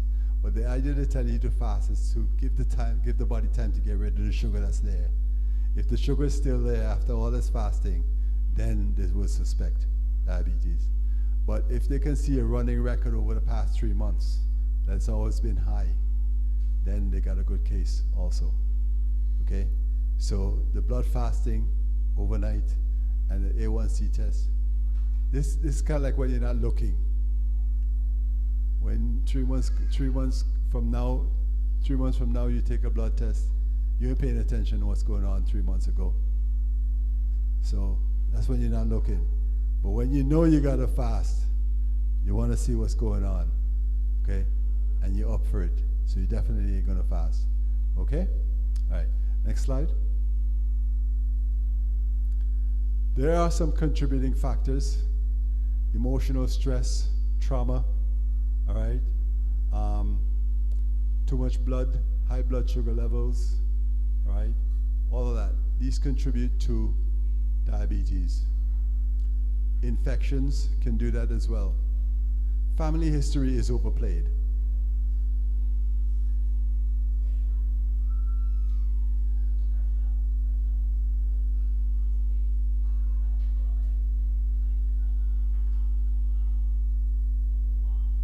Right? That's what you're supposed to, and I hope you do. Sometimes there are people who, just knowing they're going to the doctor, the pressure gone up. Yeah. It's always good to sit for a while before they take your pressure. Okay? If you have to walk someplace, if you have to go up steps someplace, sit and relax for a while. Okay? Before you get your blood pressure checked. Right? But as I said, right? It's not about your pressure high today and you got high blood pressure. It has to be consistent over a period of time before you can say, yeah, definitely high blood pressure. Okay? Don't take no 6 for a 9. All right? Know what you do?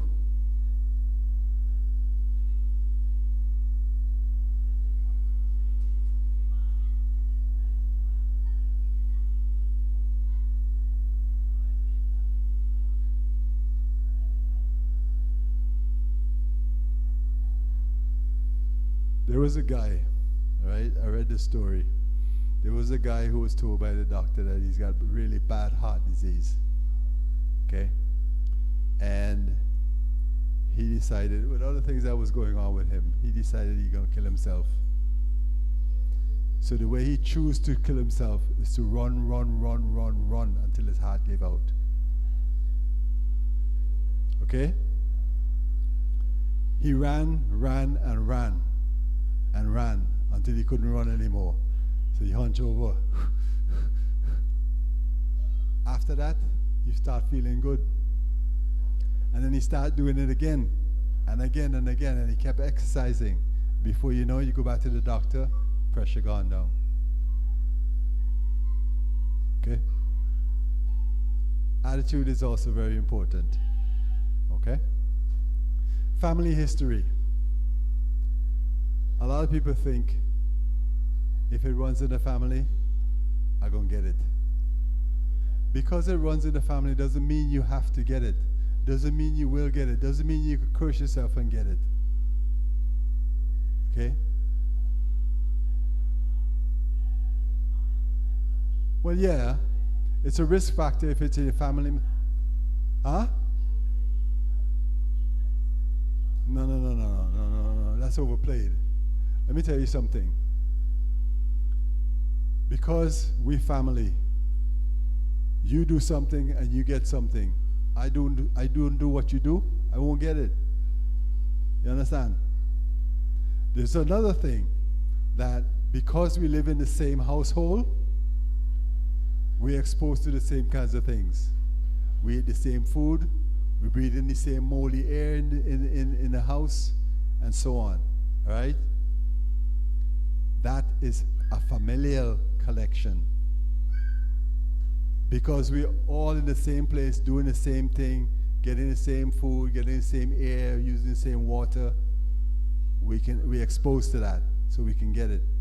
But to say it runs in my family and I'm going to get it, doesn't work that way. You could, your risk is higher, but doesn't mean you have to get it. You can still change your lifestyle, you can still change what you do, how you do it, and prevent it. Okay? So it's overplayed. It's overplayed. Okay? What's next? Missing breakfast. Try not to mix breakfast. When you miss breakfast, you're knocking at the door of diabetes. Okay? Alcohol, food sensitivities, food allergies, okay, especially to cow's milk, all of that, okay, can contribute to either high blood pressure, allergies, diabetes, and so on. How many people eat smoked herring? Smoked herring. How many people eat smoked herring?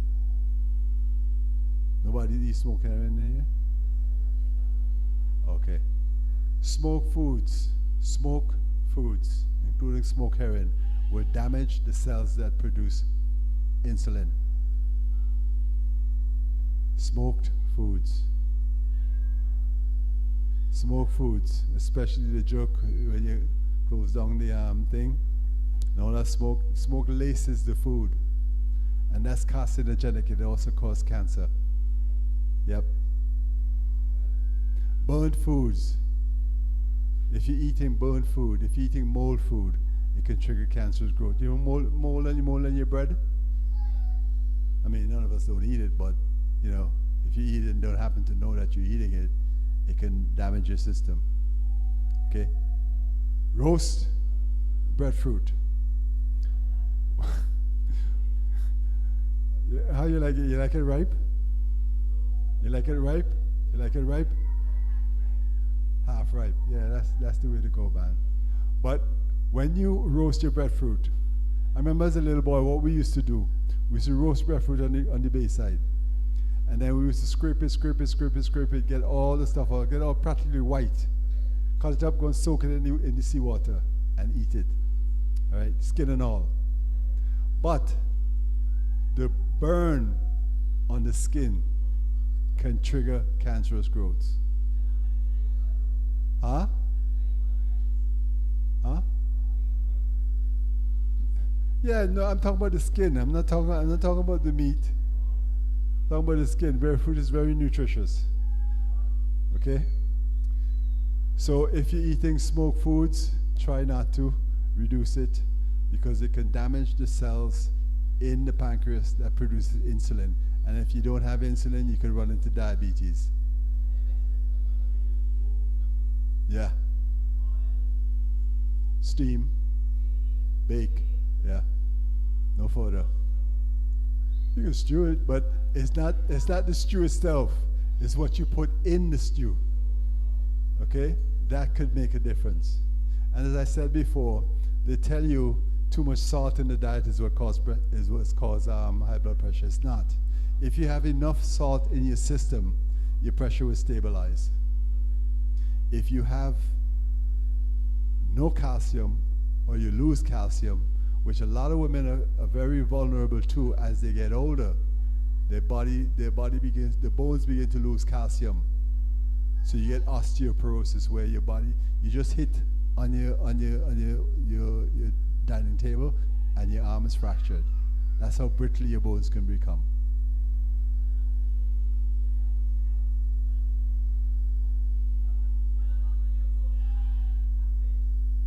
What about when you roast coffee? Don't burn it.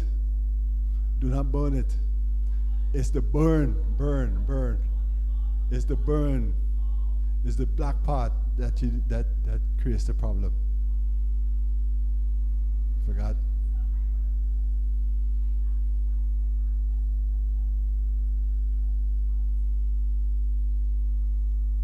Well, there's no natural replacement. Just got to eat food with calcium, nuts and seeds and so on. Okay? Don't drink milk. Milk doesn't give you calcium. It actually robs your body of calcium. The person who wants you to drink milk and wear leather shoes and wear leather jackets, they own the cow. Seeds and nuts and stuff like that would give you calcium. Nuts and seeds. I'm just saying off the top of my head, but there are other foods that you could get calcium from, but definitely not milk. Huh?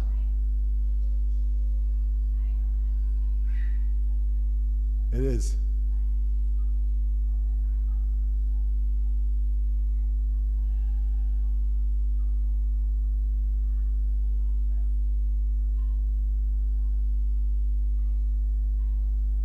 How much breadfruit you gotta eat, so? I know Vincentians. Breadfruit. Breadfruit and bourgeois. Yeah.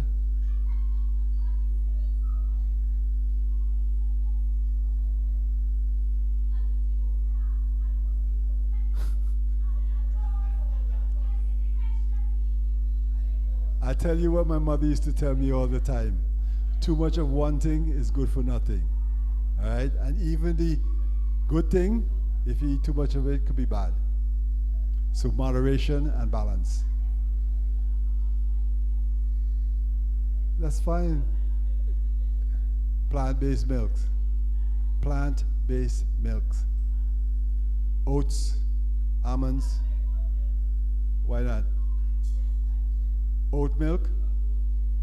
Okay. Okay. Oat milk, oat. Yeah, you can make your own too, you know. Oats. Oat. You get it in the store.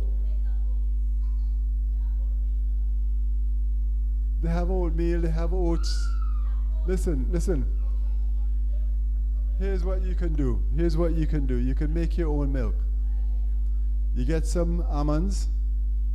You get some sesame seeds, all right? And you get maybe some dates to sweeten it up. And you leave it for a couple of days, and then you blend it. Strain it, and that's your milk. You made it. Nothing added that you don't want. What about it?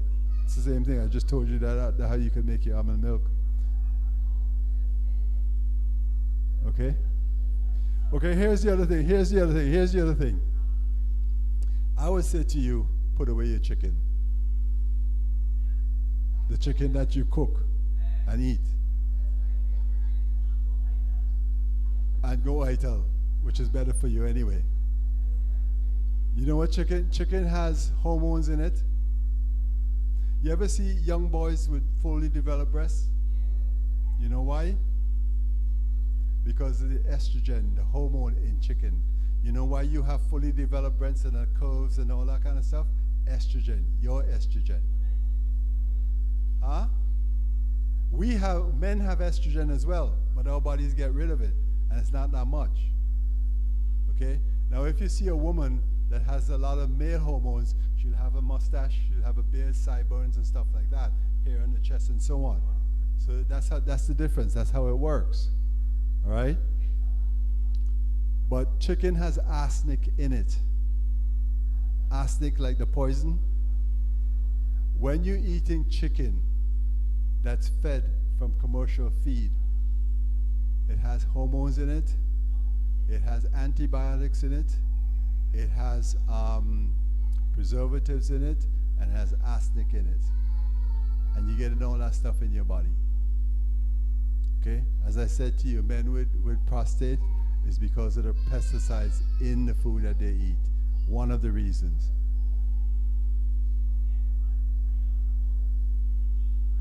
Beef? Good. It does.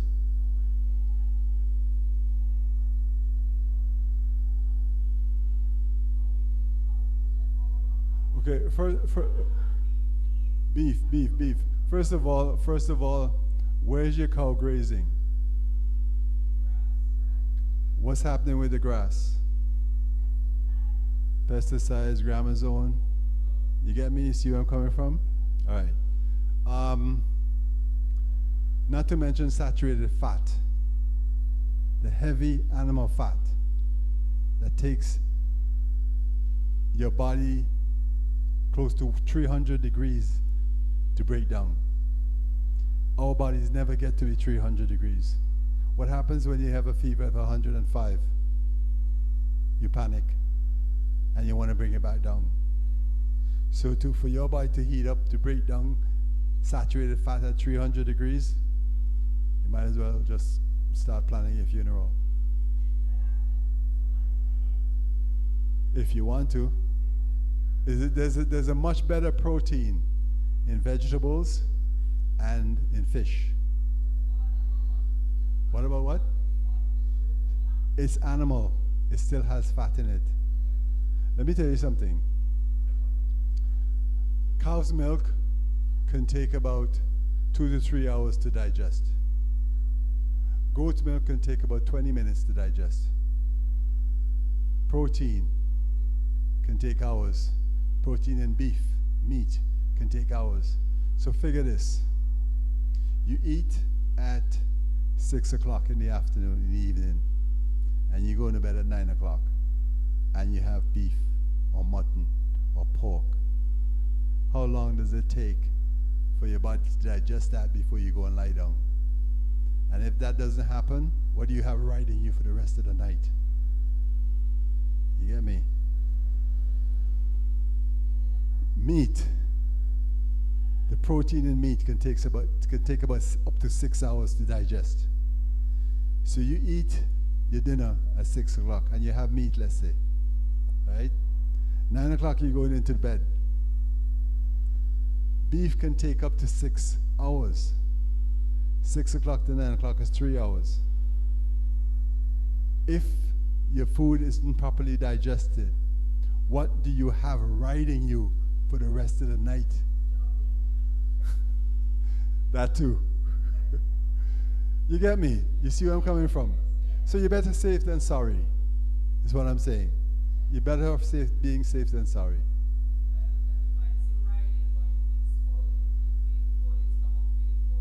Yeah, that's what we... Nah, it doesn't work that way. You can't sleep with your stomach full, man. And then what happens to you? You know what happens? When food doesn't get digested, it stays in your stomach, and you get sour stomach. Okay? You have bacteria in your stomach. We have more bacteria in our bodies than we do have cells. We have some good bacteria, we have some bad bacteria. When you leave food for the bad bacteria to start working on, it gets fermentation, your stomach gets sour, your farts smelly, your belch is smelly, and all that kind of stuff. You don't want that. Okay? Yeah, it's the same. Let me you know, it's in the Bible, right? It talks about having meat. Okay, having your meat. But is it really meat, or was it just an expression of saying food? You have your food. You know what I mean? What about eggs? Where did the egg come from? What's in the chicken? Gonna be in the egg? If you boil your egg, soft boil it, and eat just the yellow. Throw away the white. Soft boil your egg. Eat just the yellow. Where does the chicken come from when it hatches, when it's going to hatch? Where is most of the nutrients in the egg? Where is most of the nutrients in the egg? In the yellow. Not much in the white. Okay, all right, fine, fair enough. Now, if you think eating healthy is expensive, the money you spend on eggs, spend it on something healthier. Fish. Huh? Fish. Okay? If you juice, anybody juice, do any juicing in here? Sometimes. When you juice, the water goes one way, or the juice goes one way, and the pulp goes the other way. What do you do with the pulp? Why? The pulp is not fiber? The pulp is not fiber? And what is fiber good for? Why are you throwing it away? Here's what you do. Here's what you do. You get the pulp. Let's say you juice carrots and cucumbers and beets, right? You get the pulp, put some oil on it, a bit of flour, nice it up with some nice homemade seasoning, make it a pat up, fry it. No, put it in your oven. You bake it, you get a nice patty, and you still get the fiber. And you ain't waste nothing yet. And the money you spend on that over there, you spend on something healthier. And the way it works is that you buy your meat and everything, you spend on your meat and everything, and the meat will do to you what it will do to you. Cholesterol, for example. When your cholesterol get high, you got to find more money to go to the doctor to get a pill to bring down your cholesterol.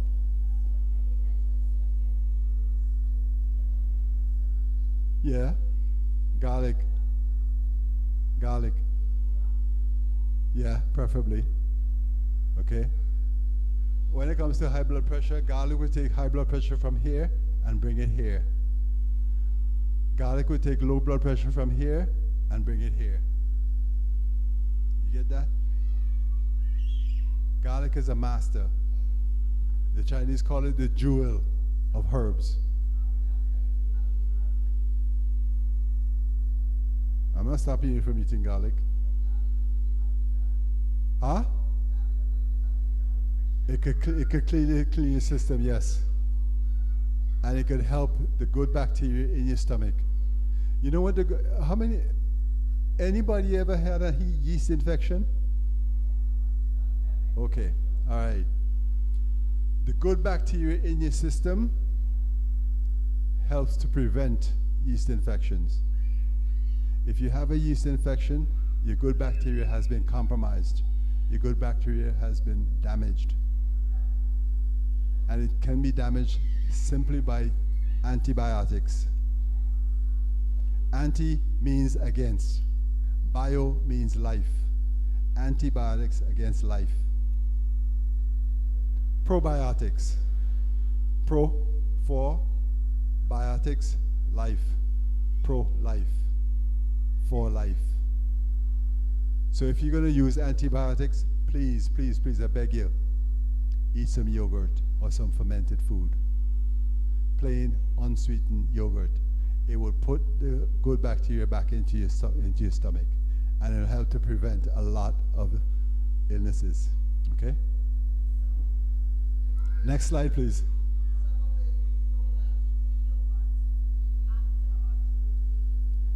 Before, during, and after, because you know what antibiotics is going to do. You know you're going to start taking a course of antibiotics. You know what it's going to do. You take in front before in front takes you, and you take it from the beginning, the middle, and in the end. So you're replacing it, because If you notice, when you first start taking an antibiotic, a course of antibiotics, you have a diarrhea. However slight, you have a diarrhea. That's because the antibiotics is killing the good bacteria. And you flushing it out as a diarrhea. So that's what would happen. Baking soda would help to alkalize your system. Like a teaspoon in a glass of water, stir it, drink it. If you feel acidic, drink it, and that'll help to get rid of the acid. Your body also produces bicarbonated soda, baking soda, for that purpose. Okay.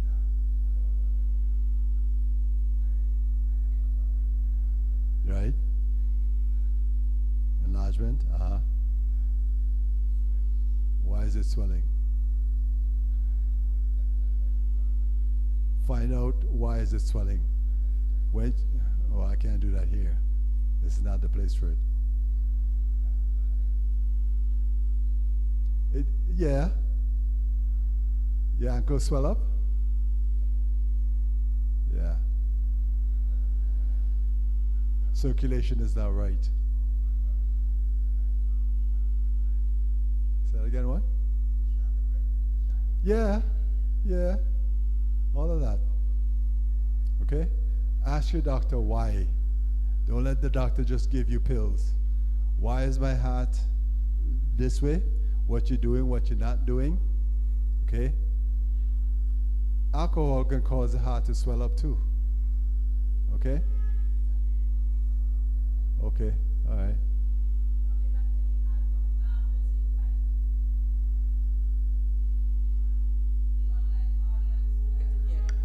Okay. Okay, coming back to the almond. We know we have a natural almond tree. Right. So that can be used. That is healthy to be. All you gotta do is pong it. Pong it and get out the almond. Yeah. Okay. It's not the almond that I got in the store for I don't know how long. You get it fresh off the tree. All right. Thank Okay? you. You can eat it too. Okay? So, Doc, you're saying that our almond is very healthy and can use for the same benefits like the almond in the store, in the supermarket? Ours would probably work better. The raw, fresh one would probably work better. Thank you. All right? Just like our coconut oil. Yes. Yeah. They tell us that our coconut oil is no good. Don't fall for that. Okay? They said that coconut oil has saturated fat in it. Saturated fat is what does damage your heart and build up in your blood vessels and so on. Right? But the body doesn't store coconut oil. It uses it for energy. It uses it for energy. Doesn't store it, so there's no build up. It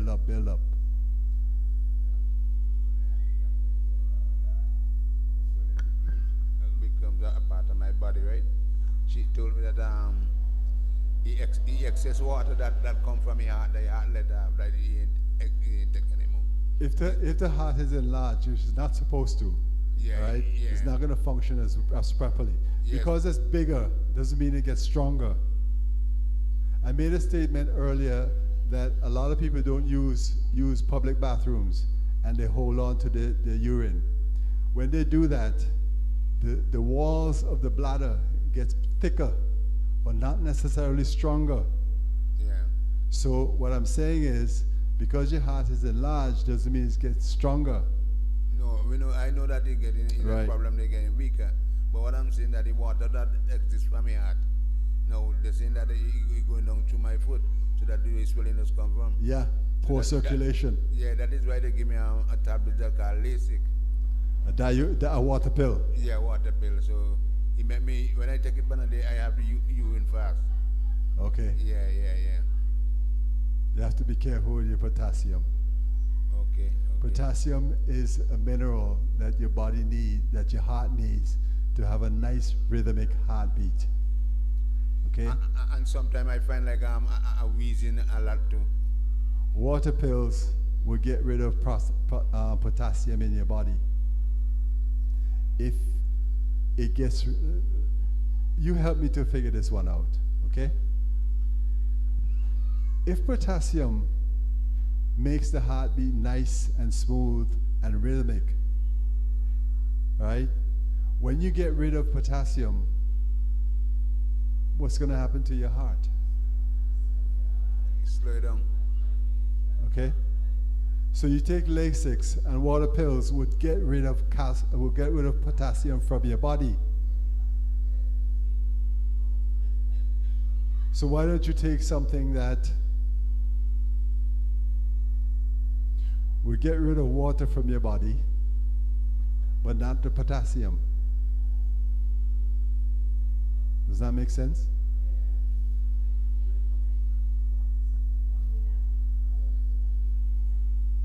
Cayenne pepper.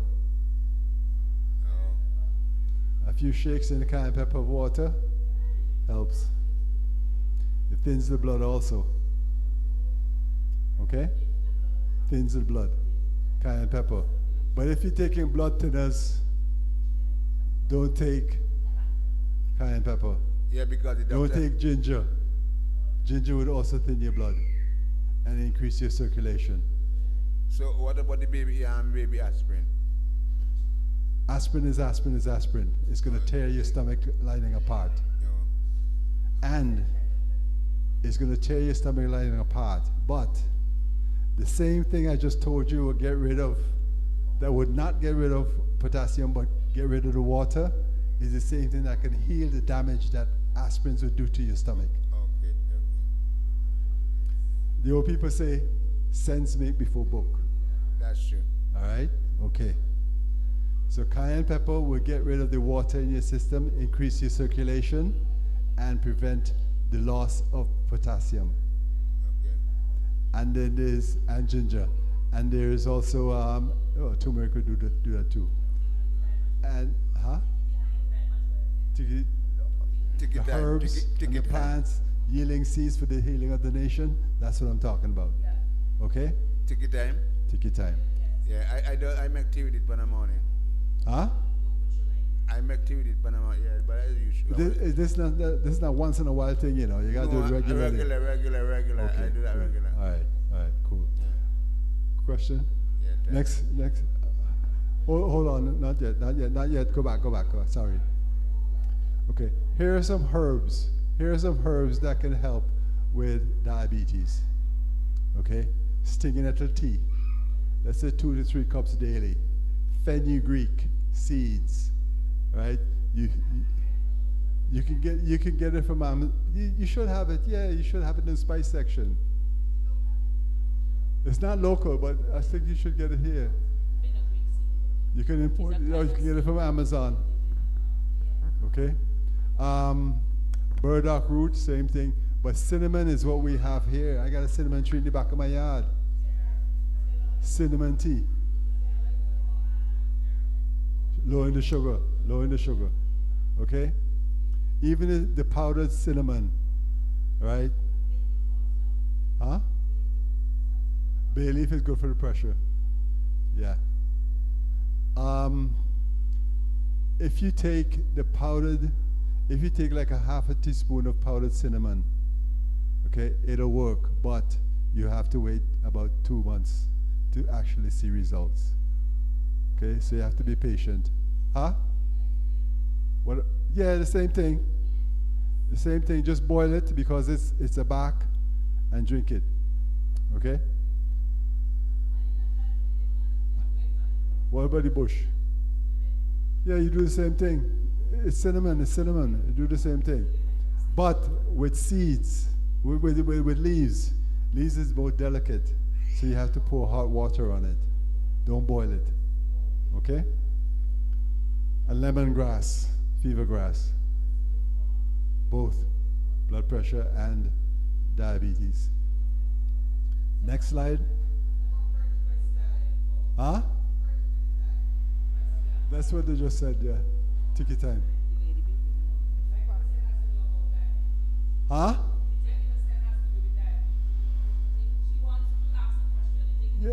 Yeah. Why is it when someone is diagnosed with high blood sugar or diabetes that it takes them a lifetime to get rid of it? it's difficult for them to get rid of it. So they live in with it all the time. Because they're not being treated properly. Because they're not being treated properly and they're not taking care of themselves. First of all, if you're not diabetic, right, and you eat food, your sugar will spike, period, right, because there's sugar in the food. Your body will bring it back down within 2 hours. For the diabetic, the body will struggle to bring it back down for different reasons. But with cinnamon, you can bring it down. Depending on what type of diabetes you have, you can actually diet it out or exercise it out. The protocols for treating type 2 diabetes is not metformin. It's diet and exercise. So let's say you have type 2 diabetes, right? You get put on a diet and it doesn't work. They'll ask you about exercise and that doesn't work. Together, they're not working, right? You go back to the doctor, they might find that your body is not producing insulin, if any at all right? Then they put you on insulin. Type 2 diabetes doesn't require insulin. Just requires diet control and exercise. Okay? Again, diabetes is a symptom. It's not a disease. It's a symptom. Cinnamon tea, yeah. Okay? I lost the video.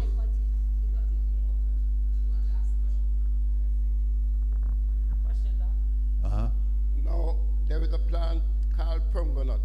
Yeah. I'll let you know what the cause of that for your body. What it does. Right. I don't know specifically about Prongonuts, but there is something called signature of doctrines. All right? Again, I keep repeating, God in his infinite wisdom knowing exactly what he was doing. Now, signature of doctrines is whatever the fruit or the plant looks like, whatever organ it resembles in your body, that's what it treats. But it also had little bees in it. Okay, let me give you an example. Avocados.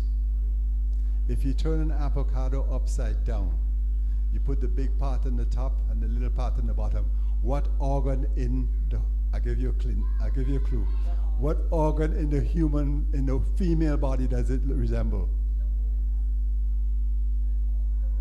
The womb. You picture an avocado in your mind. Yeah. I have it on the video, but we seem to have lost the video. But if there's one side is big, the other side is small, right? You turn it upside down. The big part is on the top, the little part. The little part represents the cervix area, the birthing canal, right? And then on the top, you have the bigger part, okay? Did you know, how long does it take for an avocado from blossom to your table?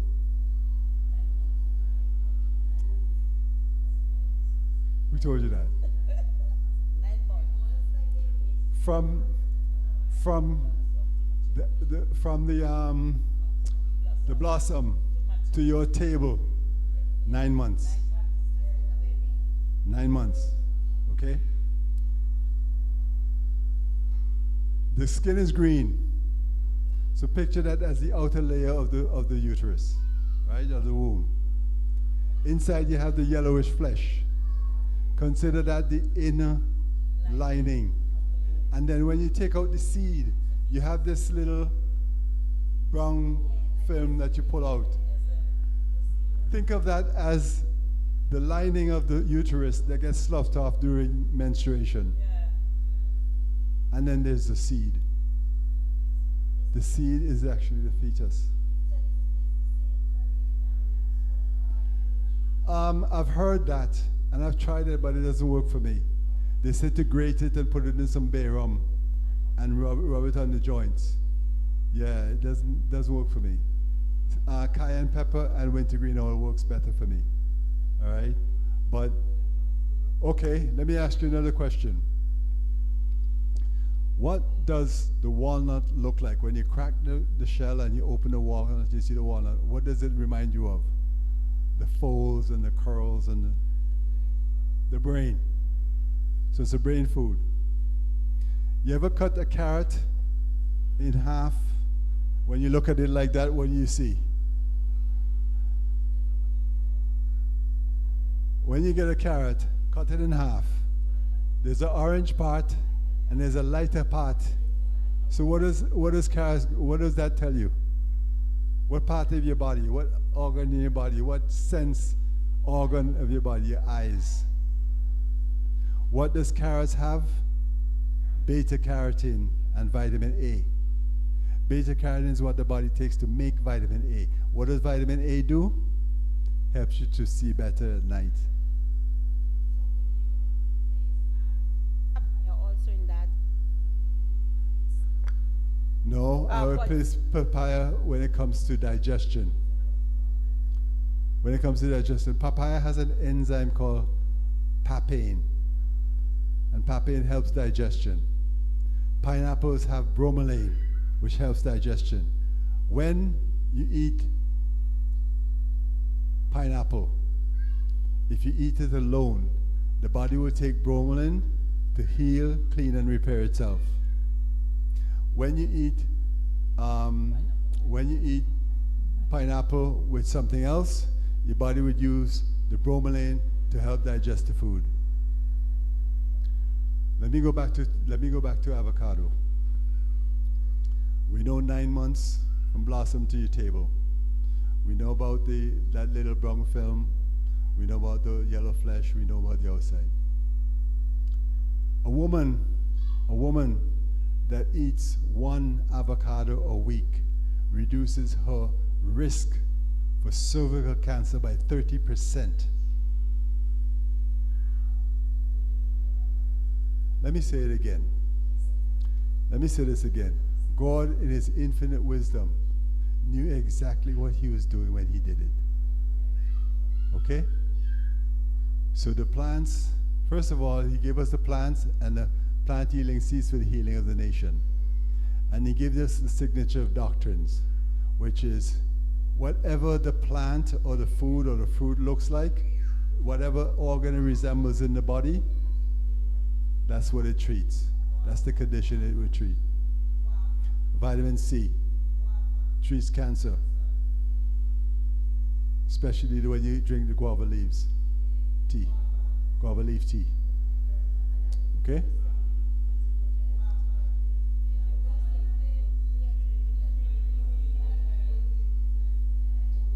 All right? Okay. Carrots. If you're diabetic, try to eat your carrots.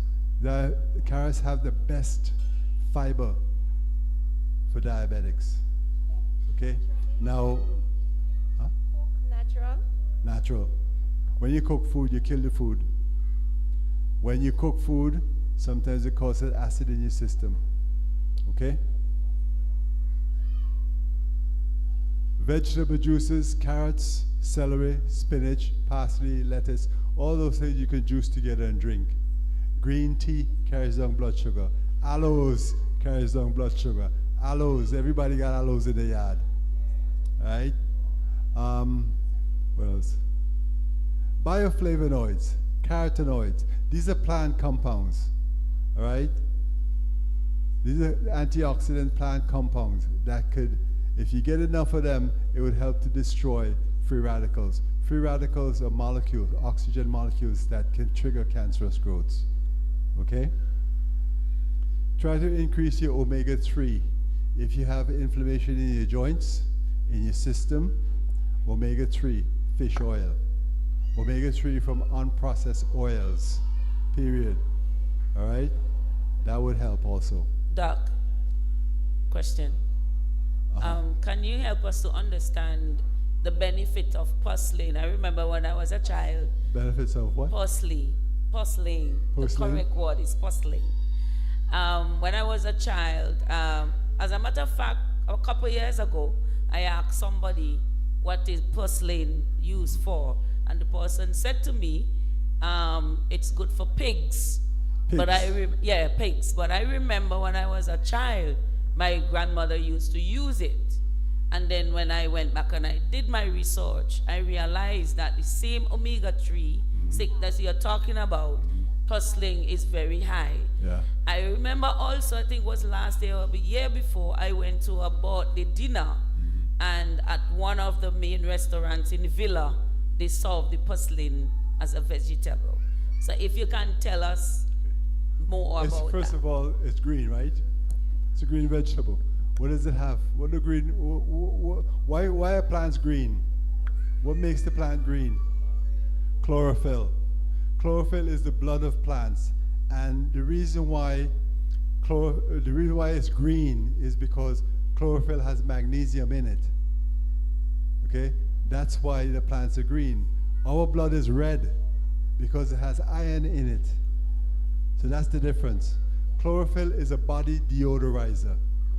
It deodorizes your stool, it deodorizes your breath, it deodorizes your urine, it deodorizes your perspiration, your sweat.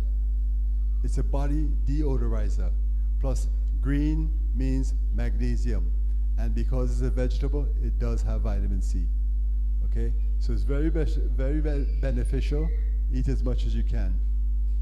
So, if you don't want to go ITEL, see what you're missing? You're paying attention. So if you don't want to go ITEL, you see what you're missing? All right. You can get your omega-3 from things like mackerel, ballyhoo, dolphin, sprat.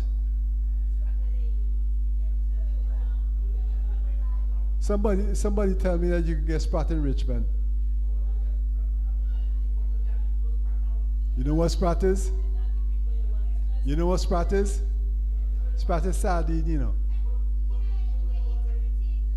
Sprat is sardine, you know. We want it for ourselves, not giving it the to thing anybody. is, what I'm saying is, right? You're still eating sprat because you're eating sardines. Sardines is sprat. However, it's not necessarily fresh. I want fish that when I'm trying to stab it, to cut it up and eat it, it's still jumping up in my plate. That's how I want to eat my fish. All right? When you do canned foods, all right, do the ones in water, not in oil, not in tomato sauce, not in all that kind of stuff, because you don't know what it really is. Okay? Take ketchup, for example. I can go outside there, get some dirt, put some red coloring on it, put some sugar in it, put some preservative on it, put some flavoring in it, and say, here, this is ketchup. However, tomato paste is tomato. If you really, really want ketchup, take the tomato paste, water it down, season it up to get it to the consistency of tomato ketchup so that it can run, so that you make your own tomato ketchup. You get me? All right? You know, again, the places that it's about control, right? You damage the food, then you got the people. What would happen to us if we didn't have, well, look at what's going on with us now. We don't even have citrus in the land. Look how some of us pining away. Just imagine if you take all that stuff away from us. What's going to happen? We're going to have to depend on somebody else to bring it to us, and we have to pay an arm and a leg. Exactly. Okay? Next slide.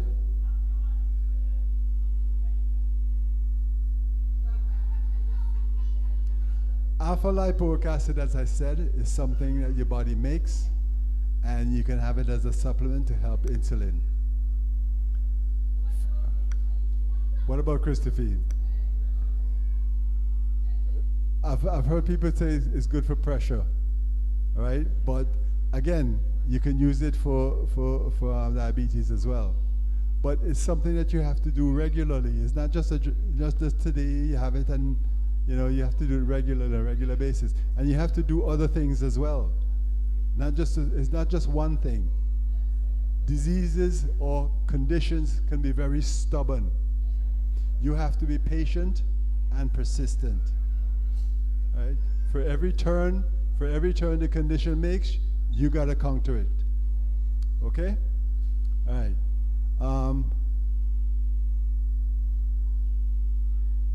CoQ10.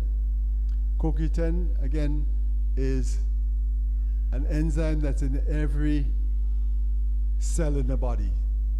It helps to produce energy and it helps to reduce blood sugar. Vitamin E, all right, sorry, vitamin C, okay, also helps. 2 to 3 cups of green tea, all right. Aloes also takes down your blood sugar. Okay? So all of those things. Next slide, please. So do you eat the aloes naturally or you blend it and drink it? What's the difference between eating it naturally and blending and drinking?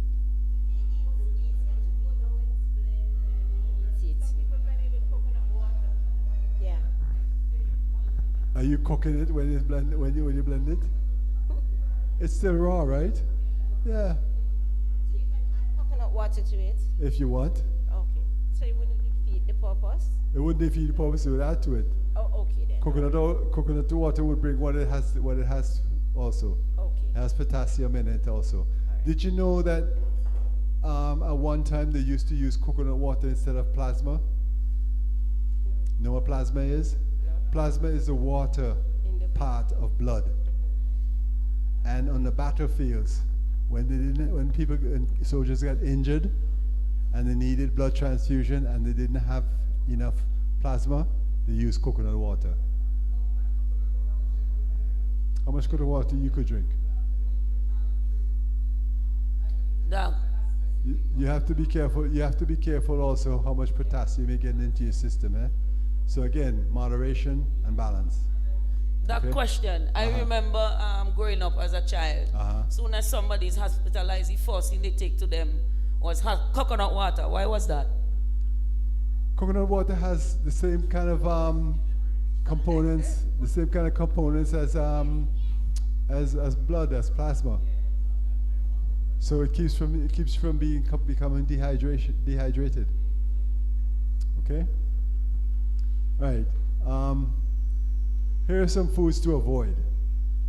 All cow's milk, evaporated, condensed, powdered, boxed juices, caffeine, potatoes, chips, figs, grapes, and alcohol. Grapes, period. The sea grapes, I don't know about the sea grapes. I really don't know about the grapes you grow on the vine.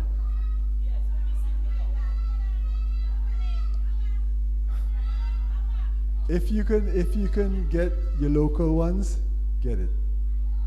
Because whatever comes from abroad has to travel that distance, sit on the shelf, and wait for you to come and get it.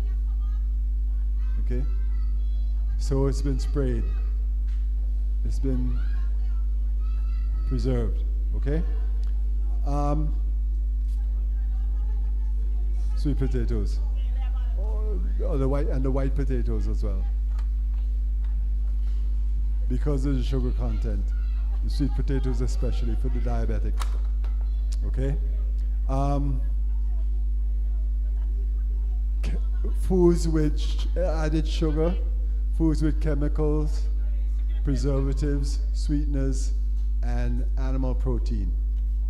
Okay? Added sugar means that I didn't put any extra sugar in. That doesn't mean that the food doesn't already have sugar. So be wise as a serpent. Okay?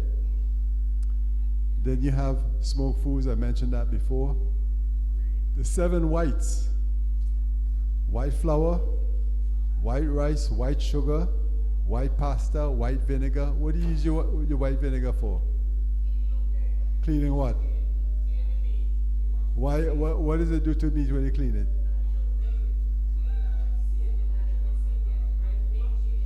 What happens to the meat when you put the vinegar on it? Makes it white. What's it doing to your body when it's inside your body? White vinegar should be used to clean your utensils in your bathroom and stuff like that, and wash. Why aren't you using lime? Okay, you can't get lime, but why aren't you using apple cider vinegar? You understand? When you say expensive, it's expensive in the store. Is it more expensive when it gets you sick and you have to come and see the doctor and give up that money? You get me? So, I mean, you know, again, old people say, what do they say? What do they say again? Sense make before book. All right? Okay, so keep that in mind. All right, so the 7 whites: white sugar, white flour, white rice, white salt, processed salt, oils. The problem that I have with sea salt is what they've been doing to the seawater. The spillage and stuff like that, and so on. Now, if you know where your salt is coming from, that's a different story. You know it's not contaminated or anything, and that's fine. There is a website called Oceans Alive. Oceans Alive. You can go on there and you can see what kind of fish there is and see how contaminated it is or isn't and what it's contaminated with. Oceans Alive. That's the website. Okay? Salt. Himalayan salt is pink, right? Why is it pink? Still has its nutrients. It's white because it's been processed and washed out and supposedly cleansed. When you know white table salt, when you eat white table salt, it mixes with your hydrochloric acid, your digestive acids, and as the blood goes through the arteries, it burns the sides of the blood vessels. What does the body do? It repairs it. Repairs it using cholesterol, like you would take cement when you see a crack in your wall. The cement dries, the cholesterol will dry, the body would actually use calcium to make it hard. However, when your blood pumps, when your heart pumps the blood, your arteries go like this. That's your pulse. Okay? It stretches to accommodate the force going through. When you increase the pressure in a hose, what happens? It bursts. When your blood pressure can't stretch, when your blood vessels can't stretch anymore, what happens? If it bursts in your head, what do you got? A stroke. If it bursts in your heart, what do you got? Heart attack. If it's in your calf or your muscles, deep vein thrombosis. Okay? The medicine that we do today, in Milton Cato, for example, in other hospitals, they don't check for soft plaque. They don't check for soft cholesterol. They don't check for soft plaque. They check for hard plaque, which means that the body has hardened it, so your blood vessels are stiff. However, the soft plaque can break off. All right? So you have a blood vessel that has a passage this wide, and you have a little clot. So, all right, that clot will pass through. But what happens when the blood vessel is this small, and you have a clot this big? How is it going to pass? So you got a clot. So you got a blockage. And whatever is being fed on that side, or whatever nutrients is being brought to that side of the clot, doesn't get nutrients, it dies. And that's how you get your stroke. That's how you get your heart attack. Okay?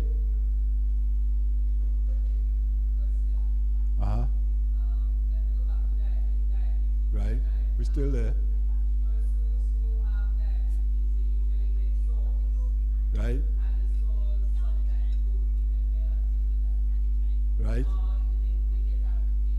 Right? You tell me, why you think? Tell me why you think. We talk about sugar, right? And we talk about sugar feeding germs, right? Or bacteria. And we talk, what does the diabetic have in their blood more than the regular person? What does sugar feed? The sore, the bacteria. So it can heal. Exactly. But if the sugar is in the blood, that's food for the bacteria. So it's not going to heal. It's going to be stubborn. Okay? And before you know it, it spreads. And circulation gets interfered with. And your foot starts to turn black. And then you have to take the foot.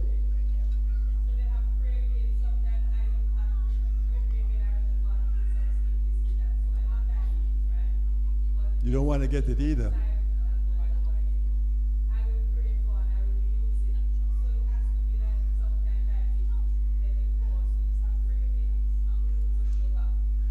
That's a problem. That's how should I say, and knocking on the door of diabetes, cravings for sugar. You're probably not getting enough also, or not the right amount, the right type of sugar. Okay?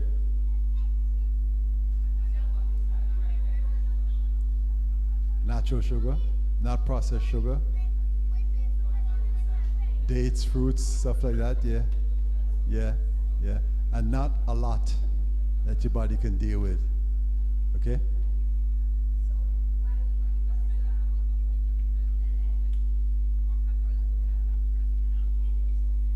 Poor circulation. A lot of times there's something called peripheral neuropathy.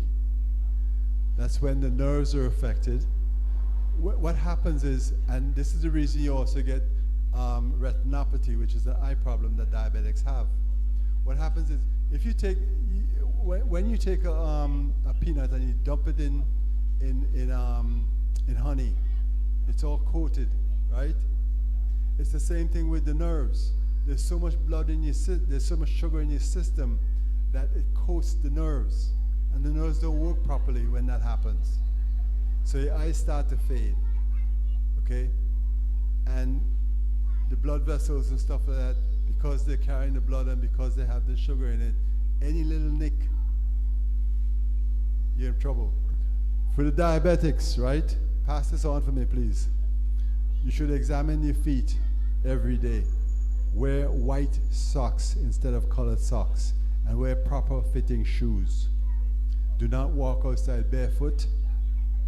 Do not walk around your house barefoot, because with diabetes sometimes you don't feel in your feet, and heaven forbid you get a prick, a cut, you might never know it's there, and then it stays there, it gets infected, and it's getting worse and worse, and you're not feeling anything. So here's what you do. For the diabetics, put a mirror on the ground, all right? Put your foot over it and examine the sole of your feet. Make sure nothing is there.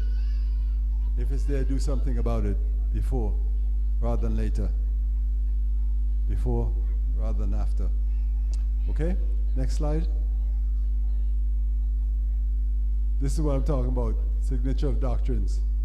That's a walnut next to you, next to the avocado.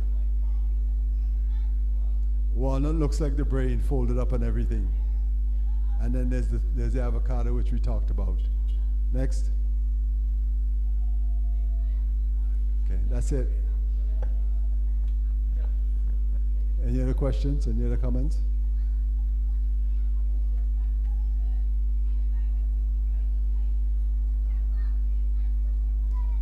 It depends. Is it ripe mangoes? Don't eat the ripe mangoes. Eat the half-ripe mangoes or the green mangoes. Yeah. It's still mango. You're still getting your stuff. Not only that, again, the problem with the diabetic's body is that it's not dealing with sugar properly the way it should. You don't want to put extra sugar in there. You don't want to put extra work on it because it's not going to happen. But when the sugar is not as fully ripe or matured, it's better that way. So eat half of a mango. Eat little and live long is what my spiritual father always tell me. All right? And pay attention to what you eat and how you eat it. Okay? I'm not saying you can't eat it. I'm just saying you have to moderate it and you have to balance. Okay? You know what you did? You know what's going to happen? You should also know what to do to undo it.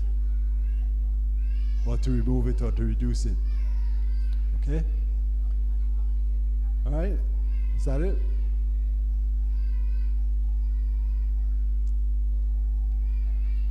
All right.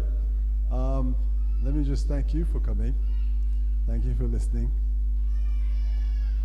Go ahead. Go ahead. You wait until now to ask all your questions.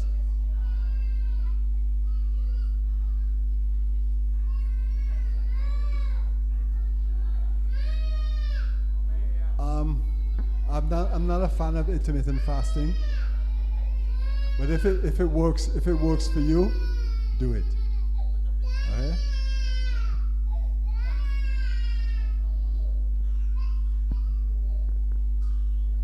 Any other questions? Any other comments? Yes? But seizures, yeah? Okay. Ask your question again. Yeah, because they want to hear. Yeah, you was speaking about seizure. Right? So I want to understand what it caused it and what we can do. Okay. Our bodies is an electrical system. It's an energy system, an electrical energy system. Okay? There are two systems in the body. One to calm you down and one to speed you up. When you feel threatened, when you feel you're in a threatening, dangerous situation, the one that excites you kicks off.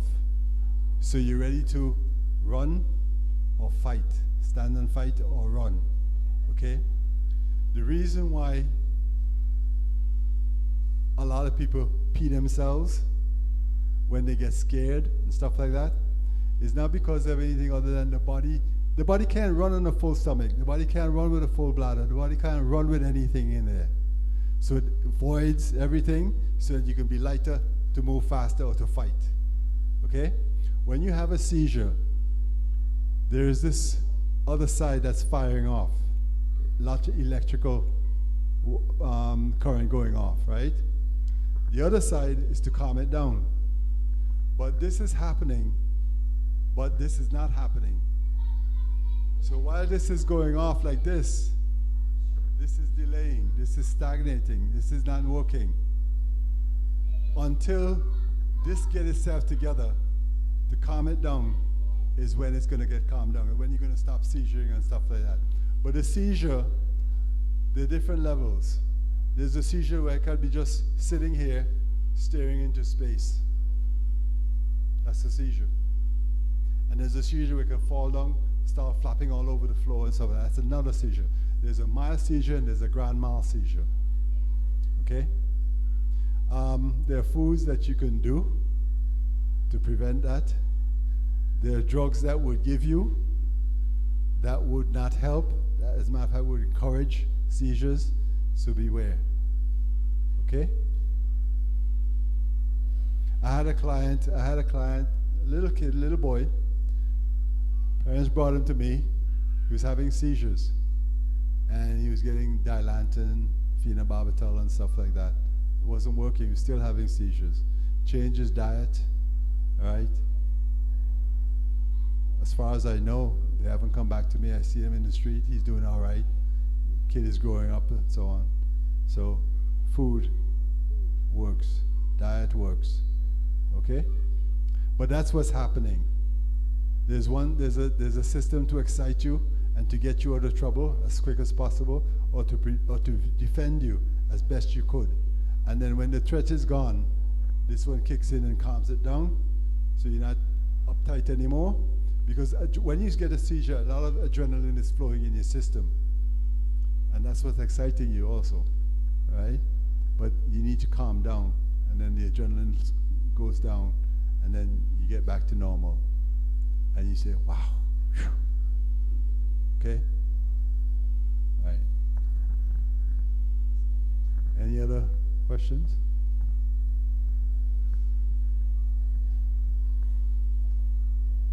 Go ahead.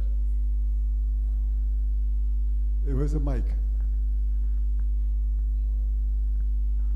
Yeah. Ask your question. What about Veravine?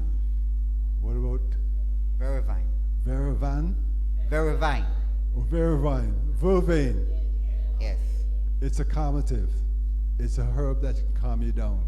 You drink it as a tea, and it helps to calm you down. People who can't sleep, people who are always, I guess, uptight, you know. Chamomile would do that, all right?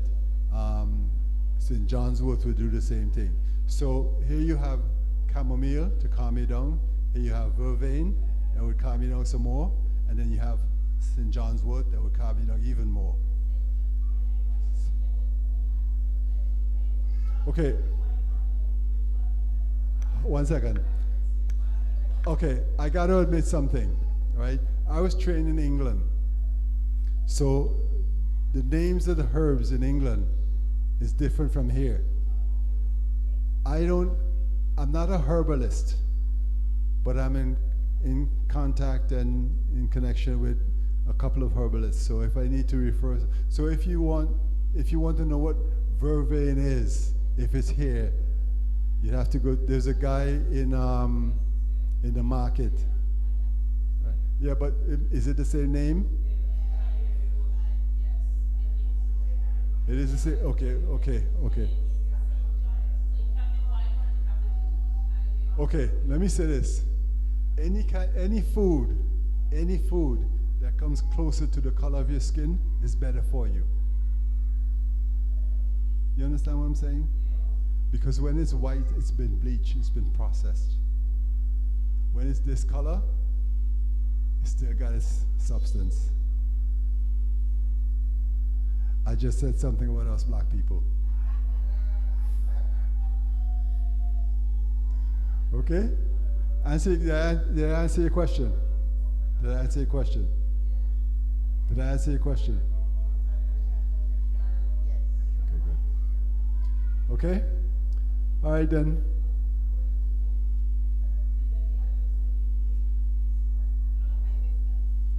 What about it? You drink it as a tea. The contents will be dehydrated if you dry them. If they're fresh, then they have more life. So our diet should be 70% raw food and the rest whatever else. Okay? All right? Yeah.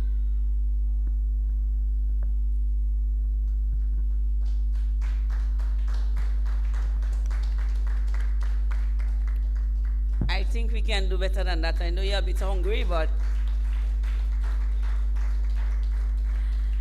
I'm sitting there and I'm like, since about 11:15, or 10 past 11, I introduced Dr. Hahn. And it's now 2 o'clock. And this man has been going like marathon boy. Eh? Give him a round of applause. Wow. And he stands here with a wealth of knowledge. I hope we don't allow Dr. Hahn to transition from out with all that knowledge. We need to get some more from him. Right? So, Dr. Hahn,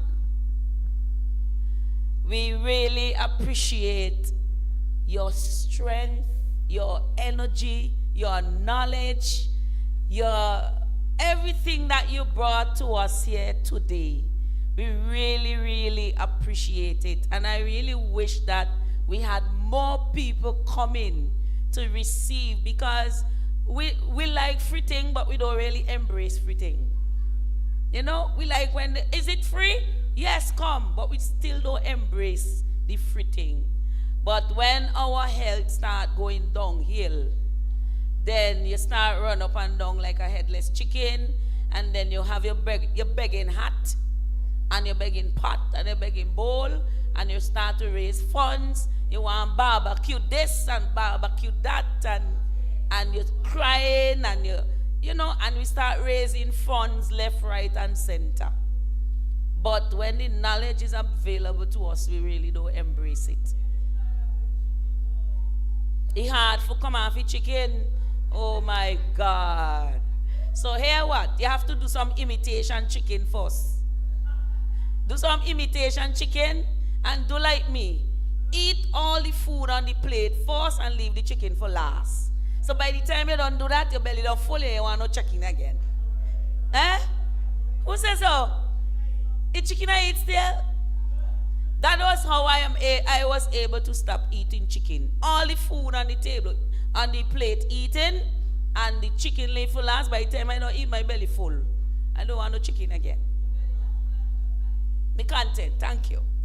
All right, so let us put our hands together again and give Dr. Han a rousing round of applause.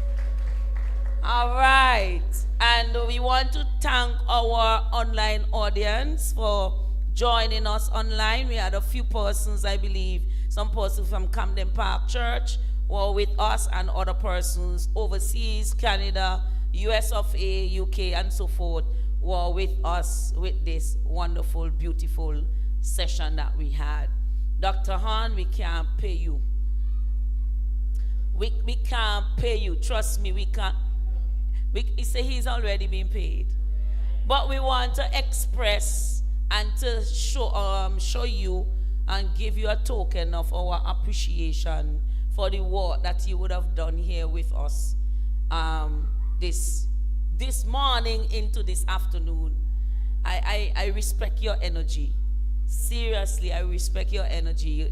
I don't know if I could have stand up here from since 11 to 2 o'clock to what? Oh, yes, it's true. Thank you. Stand up. Yes, stand up, Han. Yes, that's his name.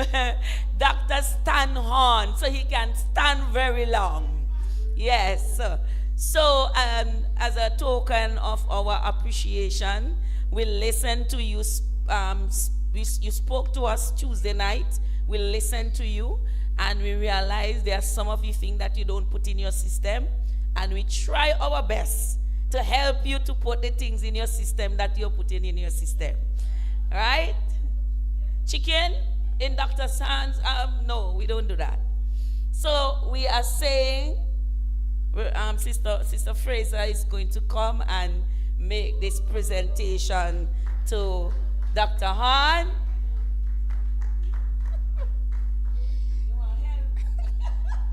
Yes, thank you. Thank you, Dr. Horn, for a very enlightening presentation.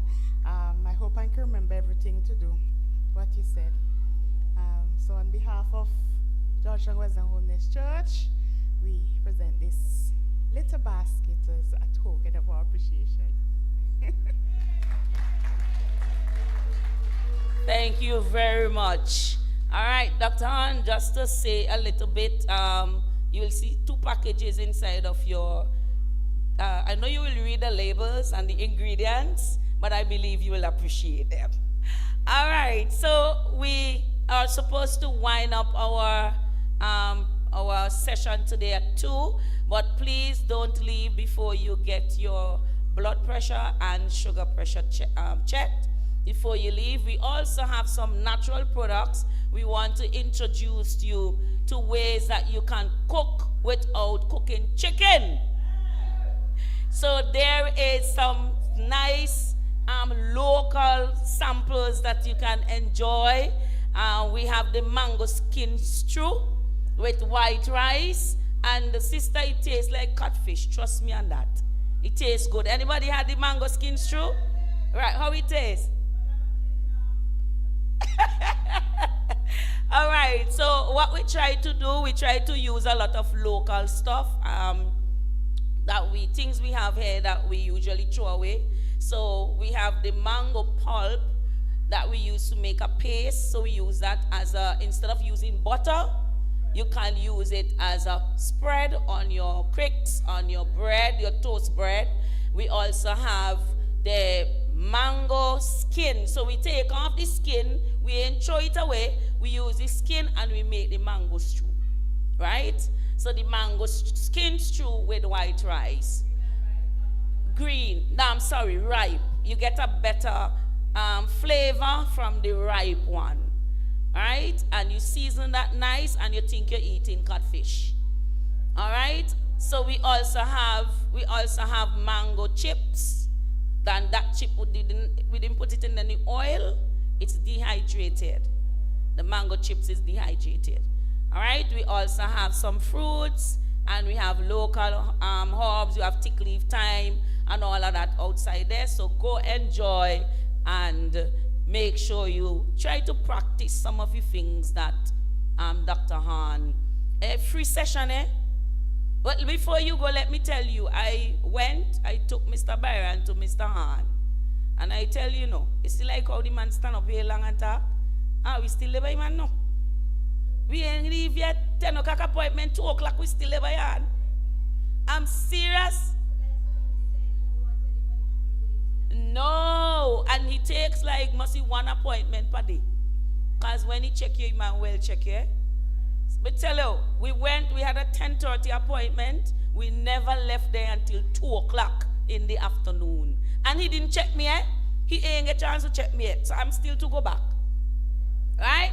So please make your appointment and go to Dr. Hahn and make sure you get your stuff checked.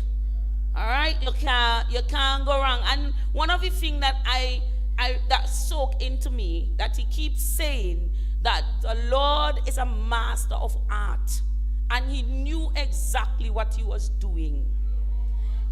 And you know, one of the things that came to me a few months ago is that when God made us from the humus, he made us human from the humus. So if we need healing for the humus, we must go back to the humus. Not true? You understand that? Because we are humus, right? We are humus. And we come from humus, the dirt. So if we want healing, we have to go back there. All right? Not necessarily dead, but eat from what comes from the earth. Let us all stand. All right? So at this time, I would like to ask Sister Dorian to dismiss this segment of our session with a word of prayer. Dorian.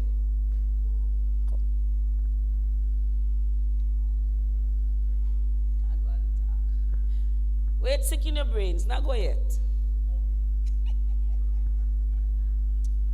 Praise the Lord. So many things to pray for. Father God, I give you thanks. And I give you praise. Thank you, God, for this day and this hour. Yes. Lord, as we gather here today to learn more about our body. And Father God, I pray at this time for Dr. Stanley Horn. Lord, who come today, Lord, to give us an encouragement and to teach us the right way, the right food, the right things that we should do to take care of our body if we want to live long and have a longer life. Lord, I thank you, Lord, for this session. I thank you, dear God, for everything that he has brought out in a simpler way so that we can understand what we can use. The mangoes talk about the avocado. Lord, it's the womb. And Lord, if we do not think and see the things that God has created, he said everything so bright and beautiful, all creatures great and small, all things wise and wonderful. Our Lord God, he made them all. Amen. Father God, we thank you. Thank you, dear Jesus, the God, for the things that you have created for us. that we can nourish our body. Lord, when our body I feel weak and undone, Lord, we have things we can eat to nourish apples, cherries, different things. Sometimes they say you eat one cherry and they keep the doctor away. I don't know if it is true. But God, you create everything. And thank you, God, for all of us, the members, everyone who have gathered, Lord, to listen and to learn more about our body. Lord, I thank you again for Dr. Stanley Horn. Lord, thank you, God, for controlling him all the years and bringing him here today, yes, Lord, to teach us what we do not know. For God, I say thank you. Thank you, Lord. In everything, give thanks in Jesus' name. Amen, amen. So say thank you again on behalf of our senior pastor, Reverend Shakika Fraser, and the members of this assembly. Thank you for joining us, supporting us, coming here, and making this Health Week a success. God bless you. Continue to take care of your health. Blessings on you.